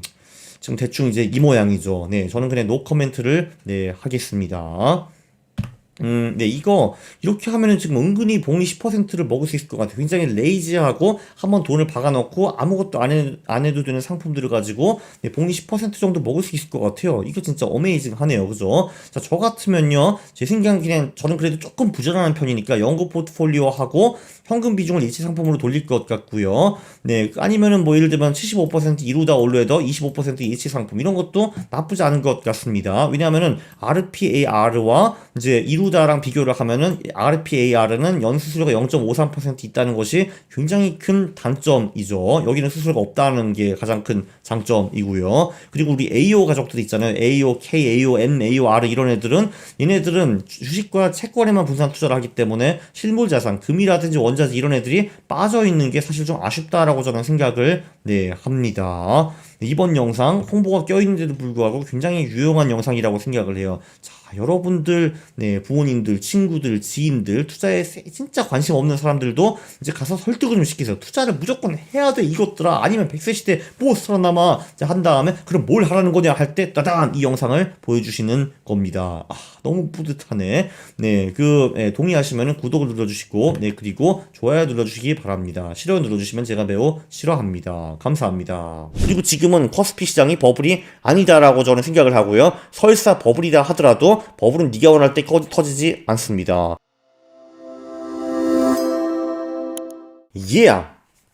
안녕하십니까 할러님들, 강원국입니다. 요즘 코스피가 너무 많이 올라가지고 인버스 또는 곱버스 ETF를 사가지고 코스피가 하락하는데 베팅하시는 분들이 많이 있다고 합니다. 그게 옳은 걸까요? 아닐까요? 그거를 같이 살펴보겠습니다. 네, 저희 총무 과장님이 요즘 젊은 애들이 이런 걸 많이 산다고 하더라고요. 인버스, 곱버스, 뭐 이런 것들. 참고로 그분도 20대이십니다. 어쨌든 그건 그렇고요. 자, 첫 번째, 저는 미래를 예측할 수 없습니다. 올해 말에 커스피가 2000 밑으로 떨어질 수도 있다고 저는 생각을 하고요. 제가 감히 예측을 해보면은 1000 이하로는 아마 안 갈 겁니다. 근데 반대로 얘가 4000, 5000, 6000도 갈 수 있다고 저는 생각을 합니다. 자, 예측은 할 수 없으나 기본적으로 주식시장은 무한대로 오르는 것이 보통입니다. 자, 이게 이제 한국이거든요. 1980년부터 2020년까지. 제가 잘 그리지는 못했는데, 결론적으로 이 추세선을 타고 쭉 이렇게 오르는 게 원래 보통입니다. 이건 미국 50년 차트이고요. 이것도 1970년부터 쭉 이 선을 따라가지고 주가가 오르는 거를 볼 수가 있습니다. 그냥 아주 쉽게 생각하면은 주가 지수는 10년의 더블 정도로 보시면 됩니다. 그래야지 복리 10%가 나오거든요. 잠깐만. 복리 10%면은 7년의 더블이 돼야 되는 게 아니냐라고 생각을 하실 텐데, 이 주가 지수라는 게 가격만 포함이 되어 있잖아요. 시세 차익만. 배당 같은 건 여기서 제외되기 때문에 대충 10년의 더블 정도로 보시면 될 것 같습니다. 코스피 같은 것도 한번 보세요. 1980년에 100으로 시작했거든요. 그리고 지금까지 더블을 5번 정도 했습니다. 200, 400, 800, 1600, 3200까지는 못 갔지만 40년 정도에 더블 5번. 그러면은 보통 한 8, 9년에 더블 1번 정도로 보시면 될 것 같습니다. 자, 그러니까 결론적으로 이 주식이라는 건 끝없이 우상향하는 겁니다. 자, 그래서 제가 이제 통계를 내봤는데, 한국이 최근 41년 동안에 주식시장이 오른 경우가 28년이었어요. 13번은 떨어졌고, 미국 같은 경우는 최근 120년 동안에 80번 주식시장이 올랐고 40번 정도가 떨어졌습니다. 그래서 1년 단위로 보면은 주식시장이 오를 확률이 3분의 2 정도로 보시면 될 것 같고요. 이거는 한국, 미국뿐만이 아니라 다른 나라도 분석해봐도 거의 다 비슷한 결과가 나옵니다. 독일이 되었든 일본이 되었든 뭐가 되었든요. 자, 그렇기 때문에 인버스를 한다는 거는 일단 확률이 불리합니다. 왜냐면 주식이라는 건 장기적으로 쫙 계속 오르는데 나는 하락장에 베팅을 한 거잖아요. 네, 그래서 확률이 낮습니다. 제가 미래는 예측할 수 없으나 확률이 낮다라고는 말할 수가 있고요. 자, 두 번째. 네, 다시 한번. 인버스는 상당히 불리한 게임이다. 확률이 2대1이니까요. 네, 언론을 믿지 마십시오. 얘네들은 공포로 먹고 삽니다. 제가 태어나가지고 한국 경제가 좋았던 본 적이 한 번도 없어요. 맨날 무슨 경제 위기가 온대. 2009년 한겨레, 보험사 노마드 금융위기, 2010년 통화량 안 늘어, 디플레이션, 2011년 IMF 세계경제 새로운 위험 국면 진입, 어쩌고 저쩌고 해가지고 매년 뭔가 이제 경제 위기가 터지려고 하는데, 또 이런 게 1년에 한 번만 이런 기사가 나오냐? 아니죠. 1년에 이런 게 한 30번, 40번은 나올 겁니다. 자, 그런데 경제 위기의 실체는 대충 이렇습니다. 한국 주식 잘 올라가고 있어요. 잘 올라갑니다. 자, 이게 자본주의랑 생산성 향상이라는 걸 과소평가하면은 안 되는 겁니다. 자, 체스 프로그램 에피소드. 이건 뭔 얘기냐 하면은, 제가 정말 할 일 없었을 때, 프리츠 O, 요게 이제 제가 어렸을 때 갖고 놀았던 체스 프로그램이에요. 그러니까 이제 얘가 이제 어느 정도 실력이냐 하면은 세계 챔피언, 그러니까 인간 세계 챔피언을 능가하는 실력이었어요. 그때도. 그러니까 얘가. 자, 근데 제가 7, 8년이 지나가지고 이제 요런 프로그램을 한번 다운받아가지고 얘네 둘을 이제 2개 했습니다. 이제 컴퓨터에서. 자, 안녕 프리츠, 여기는 하우디니야, 인사해, 한판 도봐, 이런 식으로 했거든요. 자, 그래서 제가 얘네들을 몇십 판을 붙였는데 결과가 어떻게 나올 것 같습니까? 당연히 이제 새로운 프로그램이 더 유리했겠죠. 자, 그러니까 얘가 얘한테 어떻게 이겼을까? 6대4, 7대3, 아닙니다. 수십 판 중에 이 세 프로그램이 모든 판을 다 이겼습니다. 진짜 40대 0, 50대 0으로 완전히 압도를 했고요. 참고로 체스는 비기는 게 정상인데 이 프리츠가 단 한 판도 비기지 못했습니다. 그래가지고 제가 핸디캡을 주기 시작했죠. 야, 그 백이 훨씬 더 유리하니까 하우딘이 널 흑으로 둬봐. 흑으로도 다 이겼습니다. 그 다음에 제가 시간 핸디캡을 줬죠. 야 프리츠 너는 5분 그 제한 시간을 줄 테니까 얘는 1분만 줄게. 근데 1분 가지고 이겼습니다. 30초 정도 하니까 막 비슷해지더라고요. 정말 놀랐습니다. 야, 7, 8년 만에 새로운 프로그램이 그 전 프로그램도 허접하지 않은데 이렇게 깨부실 수 있다니 와 대박이라고 생각을 했는데, 제가 여기 말씀드리고 싶은 건 뭐냐면은 말이 좀 길어졌는데, 모든 분야에서 이렇게 체스 소프트웨어뿐만이 아니라 모든 분야에서 이렇게 끊임없는 혁신이 이루어집니다. 혁신이라는 거는 그 혁신을 만들어내는 그 기업의 수익으로 돌아가게 되는 거죠. 그렇기 때문에 한국 기업의 수익, 미국 기업의 수익도 끝없이 느는 거고, 그렇기 때문에 주가도 계속 올라가는 겁니다. 그런 거예요. 이게 현실입니다. 이게 현실. 물론 중간에 이렇게 떨어지는 때가 있기는 있습니다. 자, 그렇죠. 여기 나오네. 주식이 떨어질 때가 있습니다. 근데 문제는 우리는 그 타이밍을 모르는 거고, 타이밍을 모르면은 주식이 올라갈 확률이 3분의 2라 이거죠. 떨어질 확률이 3분의 1이라는 거고, 이런 분들이 많으실 겁니다. 요즘 근데 주식이 많이 올랐기 때문에 떨어질 때가 되었잖아요, 하시는 분들이 있을 겁니다. 자, 근데 지금은 제가 보기에는 버블이 아닙니다. 네, 453번 영상에 제가 그거를 강조를 했는데, 자, 제가 분명 말씀드렸죠. 보통은 10년 동안에 주가 지수가 더블이 되는 게 정상이거든요. 그래서 사실 보통은 이제 한 10년 동안에 뭐 2000에서 자, 2200, 2300, 2500, 2700 해서 지그지 가는 것이 이제 어느 정도 노말이긴 한데, 주식시장이 꼭 그렇게 움직이진 않습니다. 한국 같은 경우는 9년 동안 쳐놀고 2000에서 쳐놀다가 갑자기 1년 만에 2000에서 3000 가게 되는 그런 것 뿐입니다. 그리고 453번 영상에 제가 말하는 거는 3천 정도면은 제가 보기에는 적절한 밸류에이션인 것 같다. 한국 주식이 지금 저평가되어 있지도 않고 고평가되어 있지도 않다라고 주장을 했습니다. 그래서 얘가 단기간에 오른 거는 맞기는 맞는데 어차피 적정 가격이기 때문에 지금 떨어질 이유가 전혀 없다라고 말씀드리고 싶고요. 바로 요 영상입니다.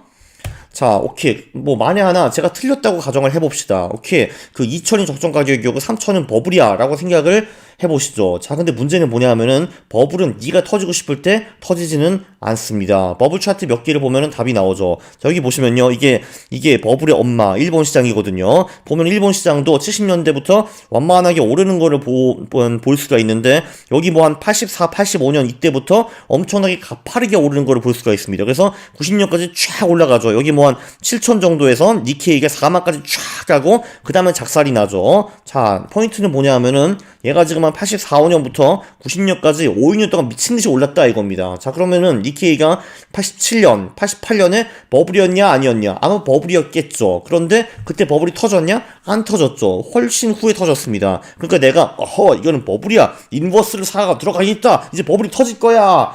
네, 언젠가 버블이 터질 수도 있는데 그게 2년, 3년, 4년 후 얘기일 수도 있다 이거죠. 그때까지 내 자산은 아삭이 났겠죠. 인버스를 통해 가지고. 자, 이거는 이제 버블의 아버지 나스닥입니다. 여기도 이제 90년대 나스닥이 원만하게 오르다가 한 96, 7년부터 미치기 시작했죠. 그래가지고 여기서 이제 갑자기 막 서너 배 쫙 오르는 걸 볼 수가 있어요. 그래서 2000년 3월에 버블이 꺼지는데, 자, 그러면은 나스닥이 98년, 99년 말에 버블이 아니었는가? 당연히 버블이었죠. 그러나 그때 버블이 터지지 않고 오히려 주가는 더 미친 듯이 올라갔다. 이런 식으로 보시면 되겠습니다. 자, 그리고 이거 봐봐요. 이거 비트코인이잖아요. 자, 이때가 언제냐? 2017년 6월이었습니다. 세상에, 막 50만원 하던 비트코인이 갑자기 350까지 갔네요. 7배가 오른 거예요.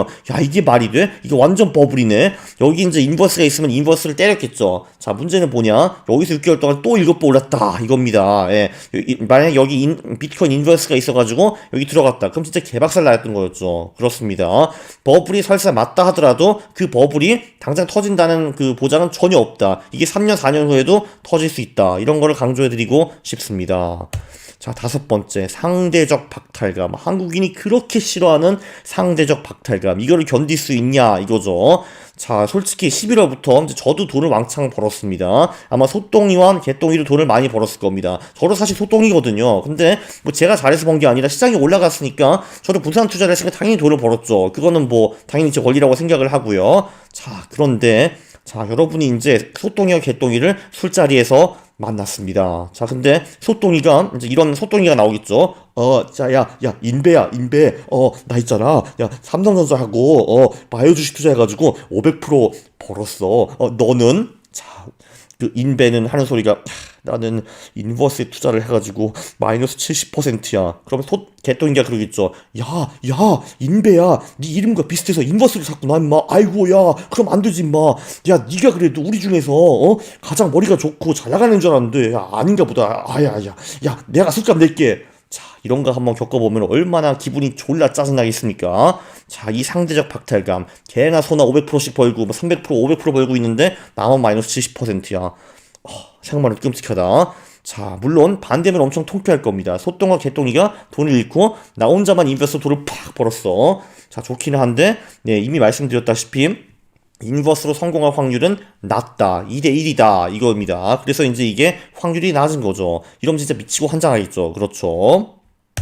자, 그리고 정말 내가 인버스에 들어가고 싶다 하면은 그 어마어마한 버블이 발생한 후에 얘가 터진 후에 들어가도 늦지 않습니다. 절대로 터지기 전에 들어가면은 안 되는 겁니다. 자, 여기 또 자, 우리 버블 엄마 나왔죠. 버블 엄마 87, 88년에 인버스 갔으면은 작살났습니다. 자, 봐봐요. 근데 90년 후에 터진 후에 뭐 그냥 91년, 92년에 인버스를 했다 하더라도 돈을 벌 수 있었다라는 거를 볼 수가 있는 거죠. 네, 그리고 이제 뭐 너무 빨리 이제 인버스를 샀다. 근데 이제 주식이 계속 오르고 있어. 그럼 오기가 나가지고 추격 매수. 이런 거 제발 좀 절대 하지 마세요. 이게 패가 망신의 길입니다. 왜냐면 이 모멘텀, 이 버블의 광기는 정말 무섭습니다. 버블이 터지기 전에 당신의 돈이 전부 다 사라질 가능성이 매우 높습니다.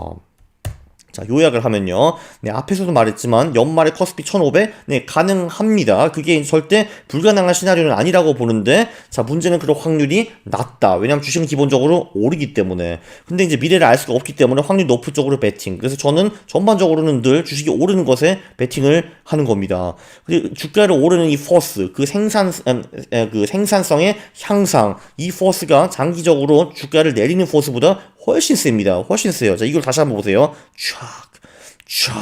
네. 그리고 지금은 커스피 시장이 버블이 아니다라고 저는 생각을 하고요. 설사 버블이다 하더라도 버블은 네가 원할 때 터지지 않습니다. 자, 그리고 개똥이랑 소똥이가 돈을 버는데 나 혼자 일든 상황. 정말 상상하기도 싫죠. 네. 인버스 고버스 추천해드리지 않습니다. 이 영상 제가 보기에는 이게 아니지. 자, 그리고 지금 제가 영상을 한 470개 정도 만들었는데 이 모든 영상을 요약한 이 그 구글 문서가 있습니다. 요거 제가 유튜브 영상 밑에 적어 드릴게요. 여기서 제 영상을 다 찾아보실 수가 있습니다. 네, 이 영상 제가 보기엔 굉장히 유익했는데요. 동의를 하시면은 이제 구독을 해주시고 좋아요를 누르는 겁니다. 그리고 지인한테 널리 퍼뜨려 주시기 바랍니다. 감사합니다. 참 싫어 누르면 제가 매우 싫어합니다. 네, 이 버블 자산에 대해서 여러분이 이제 딴지를 한번 걸어보는 겁니다. 아닌 것 같은데? 라고 하면은, 네, 첫 번째, 상대방이 화를 내고 나를 바보라고 합니다. 두 번째, 상대방이 친구들을 불러와서 나를 같이 깝니다. 세 번째, 숙소에서 제가 처음 보는 사람들이, 투자를 모르는 사람들이 막 뛰어나와가지고 저를 바보라고 하고 깝니다. 자, 이게 바로 버블의 아주 버블을 딱 알아챌 수 있는 그런 사인이죠. 그쵸? 안녕하십니까 할러님들, 강원국입니다. 제가 최근에 재밌는 영상을 하나 봤습니다. 어떻게 지금 이 버블이 아닌지 파악을 할 수 있는가. 켄 피셔가 만든 3분짜리 영상인데요. 네, 시간이 되시면 꼭 한번 보시기 바랍니다. 아주 재밌어가지고 제가 그 영상을 좀 요약도 하고 제 아이디어도 조금 집어넣습니다. 저는 남의 영상을 그냥 가만 보고 있는 걸 못해요. 제 말을 꼭 여기다 갖다 덧붙여야지 적성이 풀리는 그런 인간입니다. 자, 켄 피셔가 유튜브 하시는 거 아시죠? 슈퍼 투자자들도 예측은 잘 못하지만 이 양반은 예측의 3분의 2를 맞추는 기라성 같은 그런 존재입니다. 참고로 이 양반 책은 다 볼만하고요. 영상은 말할 것도 없습니다. 저도 167번, 177번에 그의 책인 주식시장은 어떻게 반복되는가에 대해서 영상을 찍었습니다. 이 양반은 본인의 회사인 피셔 인베스트먼트에서 유튜브 채널을 운영을 하고 있는데 본인이 나오는 경우도 있고, 네, 그리고 직원들을 내보내는 경우도 있습니다. 이 양반은 투자 조언과 회사 홍보를 교묘히 짬뽕을 하는데 뭐 어쨌든 좋습니다. 이분은 1000억 달러 이상을 지금 관리를 하고 있습니다.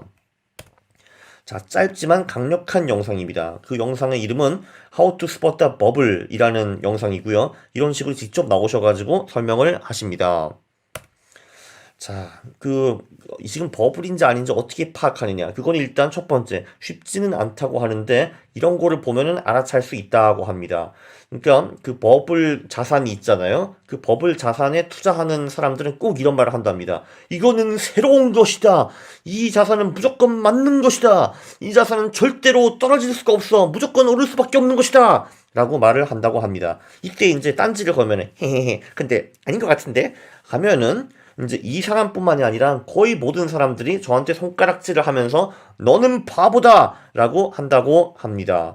1997년부터 99년 인터넷 주식 별로다. 또는 2017년 그 중반에 또는 말에 비트코인은 별로다라고 했으면은 우르르르 사람들이 와가지고 너는 바보다! 라고 했다는 겁니다. 그 왼쪽에 보시면은 인류 최초의 버블 1634년부터 37년 튤립 버블을 볼 수가 있습니다. 튤립이 완만하게 상승하다가 36년부터 가속화, 37년부터 미친듯이 오르기 시작해가지고 3배 만에 60배가 올랐네요. 그 후에 그 이제 옆에를 보시면은 나오는데 옆에가 뭐 어디냐 하면요. 포인터 옵션, 레이저 포인터. 자, 그래서 37년 60배로 올랐는데 쫑쫑쫑쫑쫑 떨어가가지고 나중에는 이제 1934년, 1634년부터 더 싸게 떨어졌습니다. 이게 튤립 버블이죠. 아주 고전적인 인류 처음의 버블입니다. 근데 비트코인도 패턴이 매우 비슷하게 가는 걸 볼 수가 있어요. 2017년에 완만하게 오르다가 그 다음에 한 8월부터 가속화가 붙어가지고 12월까지 좀 제가 2,500만원까지 올라갔다가 그 다음엔 다시 아주 빠르게 좀 떨어져가지고 500만원은 밑으로 떨어진 적이 있었습니다. 그런데 이때 요때쯤 이제 비트코인? 아닌 것 같은데요? 했으면은 우르르 사람들이 저한테 와가지고 너는 바보다! 했을 겁니다. 젊은이들도 기억하시죠? 이 비트코인 버블. 튤립 버블은 아마 기억 못 하시겠죠? 그때 안 태어나셨으니까. 그러나 비트코인 버블은 기억하실 겁니다. 근데 물론 이런 버블은 튤립과 비트코인만 있는 게 아니라 정말 수십 번, 수백 번이 있어 왔습니다. 맨날 똑같은 패턴이에요. 자, 현재 진행 버블은 선진국 국채 버블이 있습니다. 중앙은행 다니는 애들이 저 깜짝 놀랐거든요. 옆에 보시면 제가 얘네들이랑 같이 캠핑을 갔습니다. 자, 여기 이자가 유럽 중앙은행에 다니고 있고, 요자가 독일 중앙은행에 다니고 있습니다. 그래서 같이 캠핑에서 신나게 놀았는데, 네, 얘네들이 하는 말이, 뭐, 그래, 금리가 좀 낮긴 한데, 지금 그 돈이 딱히 갈 곳이 없잖아, 라고 말을 했습니다. 어씨, 중앙은행에 다니는 애를 이런 정도 말할 정도면은 버블이 매우 심하게 진행되었구나, 라고 볼 수가 있습니다. 야, 여기 보시면 말이에요. 각 국가들, 특히 유럽과 일본 금리를 보면은, 저머니가 마이너스 0.64%. 이게 지금 10년째 기준입니다. 프랑스도 마이너스, 네덜란드 마이너스, 그리고 세계 탑인 스위스 10년 채권의 수익률이 마이너스 0.98%입니다. 도대체 뭐야 이거? 일본은 뭐 어차피 계속 마이너스였고요. 멍미라고 볼 수가 있습니다. 네, 여기 이 버블도 지금 심각하게 큰 것 같아요. 지금 국채에 아마 몰려있는 돈이 50조 불이 넘은 것 같은데 이 버블이 꺼지면 어떻게 될지 저는 매우 궁금합니다. 그래서 연구를 하고 있어요. 그리고 또 늘 나오는 말이 이겁니다. 그래. 우리 자산. 이거는 올 수밖에 없어. 그래. 이제 향후 한두 달. 그거는 아무도 알 수가 없으나, 중장기적으로 이게 오를 수밖에 없는 거야. 오를 거라고. 오른다고. 하고 여기서 이제 또 딴지를 가면, 헤헤헤. 근데 아닌 것 같은데. 하면은, 이 사람이 혼자 있는 게 아닙니다.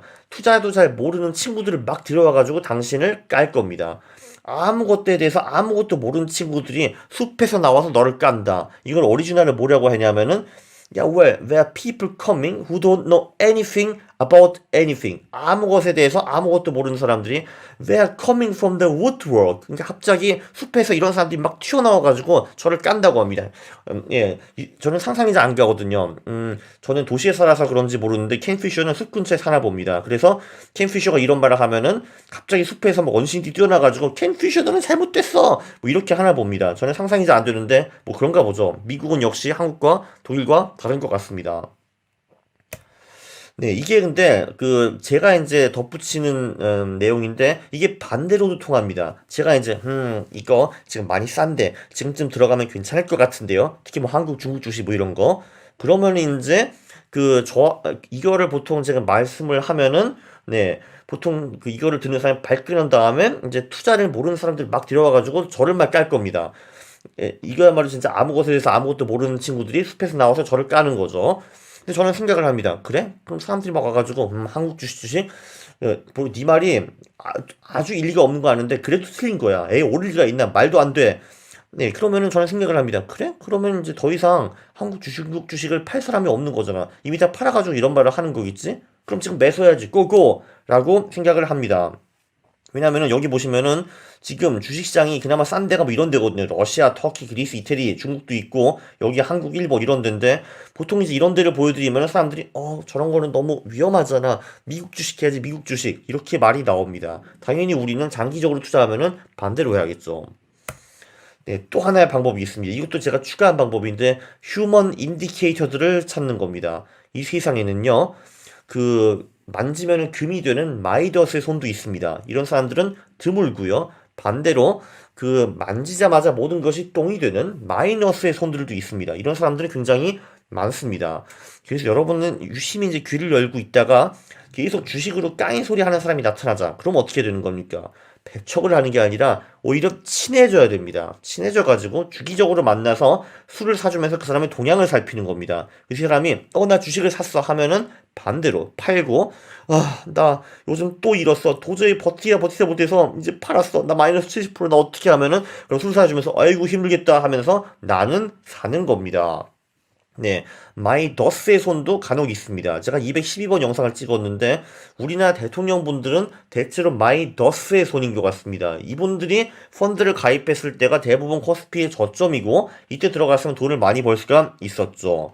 네, 바로 밑에 있는 그런 마이너스의 손, 만지면 모두 부서진다. 마이너스의 오른손을 가진 소년 이야기. 이런 사람들을 찾으라 이겁니다. 참고로 이거는 네이버 웹툰 중에 하나입니다.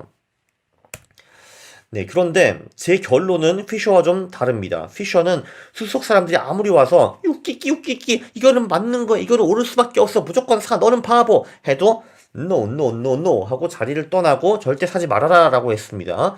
근데 이게 피셔한테는 맞는 말입니다. 피셔는 자산을 1,000억 불 이상 운영을 하기 때문에 그런 버블에 들어갔다가 버블이 꺼진다. 그러면은 제때 빠져나올 수가 없을 겁니다. 그래서 박살날 수가 있는데 그런데 우리는 개인 투자자입니다. 우리는 그럴 필요가 전혀 없습니다. 아니 그리고 버블 때 쫙쫙 올라갈 때 돈을 벌어서 언제 돈을 법니까? 그쵸? 자, 여기서 가장 중요한 영상 63번 영상이 있습니다. 여기 내용을 충실히 따르면 되기 때문에 복습 63번 복습을 하셔야 됩니다. 거기 가장 핵심 내용은 이거예요. 묘수는 무엇인가? 매수를 하기 전에 언제 매도할지 정하라 라는 겁니다. 왜냐하면 우리는 매수를 한 후에는 객관적으로 그 자산을 평가를 할 수가 없어요. 원숭이가 돼버립니다. 그러니까 매수하기 전에 나는 언제 빠져나올 거야. 그거를 정하고 들어가면은 아무리 버블이라 해도 문제가 없습니다. 그걸 제가 다음 페이지에 설명을 해드리죠.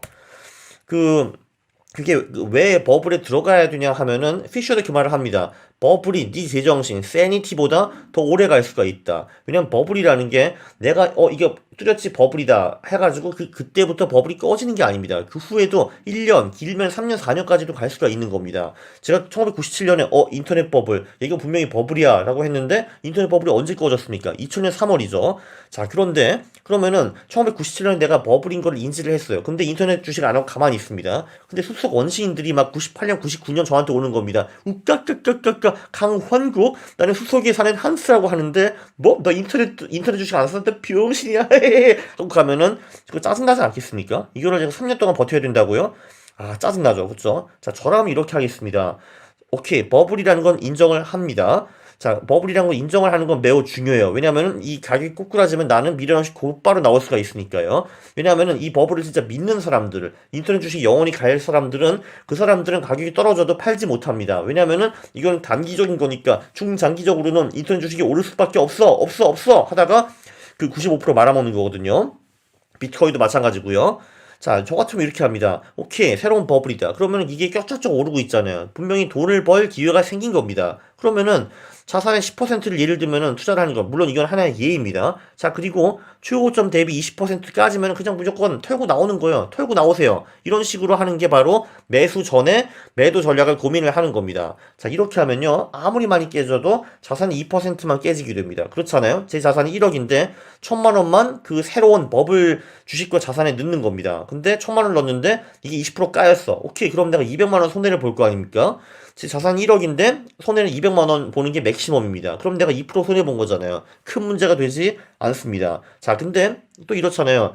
이게 버블이다. 제가 인지를 했는데, 제가 들어가자마자 20% 까일 경우는 별로 없을 겁니다. 그러니까 얘가 오히려 1,000만 원에 제가 들어갔는데, 2,000, 3,000까지 오르고, 그 후에 깨질 가능성도 있는 겁니다. 3,000만 원에선 20% 까인다. 그러면 2,400만 원이 되는 거잖아요? 그럼 저는 1,400만 원을 번 겁니다. 140% 수익을 낸 거죠. 그쵸? 제 말이 틀립니까? 맞습니까? 무조건 맞죠. 그쵸?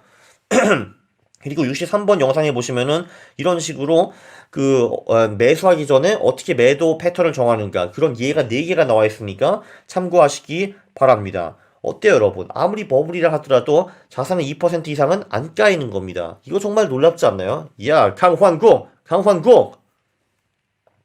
자, 요약을 하면은 지금 버블이냐 아니냐 어떻게 인지를 하느냐 이 버블 자산에 대해서 여러분이 이제 딴지를 한번 걸어보는 겁니다. 아닌 것 같은데? 라고 하면은 첫 번째 상대방이 화를 내고 나를 바보라고 합니다. 두 번째 상대방이 친구들을 불러와서 나를 같이 깝니다. 세 번째 숲속에서 제가 처음 보는 사람들이 투자를 모르는 사람들이 막 뛰어나와가지고 저를 바보라고 하고 깝니다. 자, 이게 바로 버블의 아주 버블을 딱 알아챌 수 있는 그런 사인이죠. 그쵸?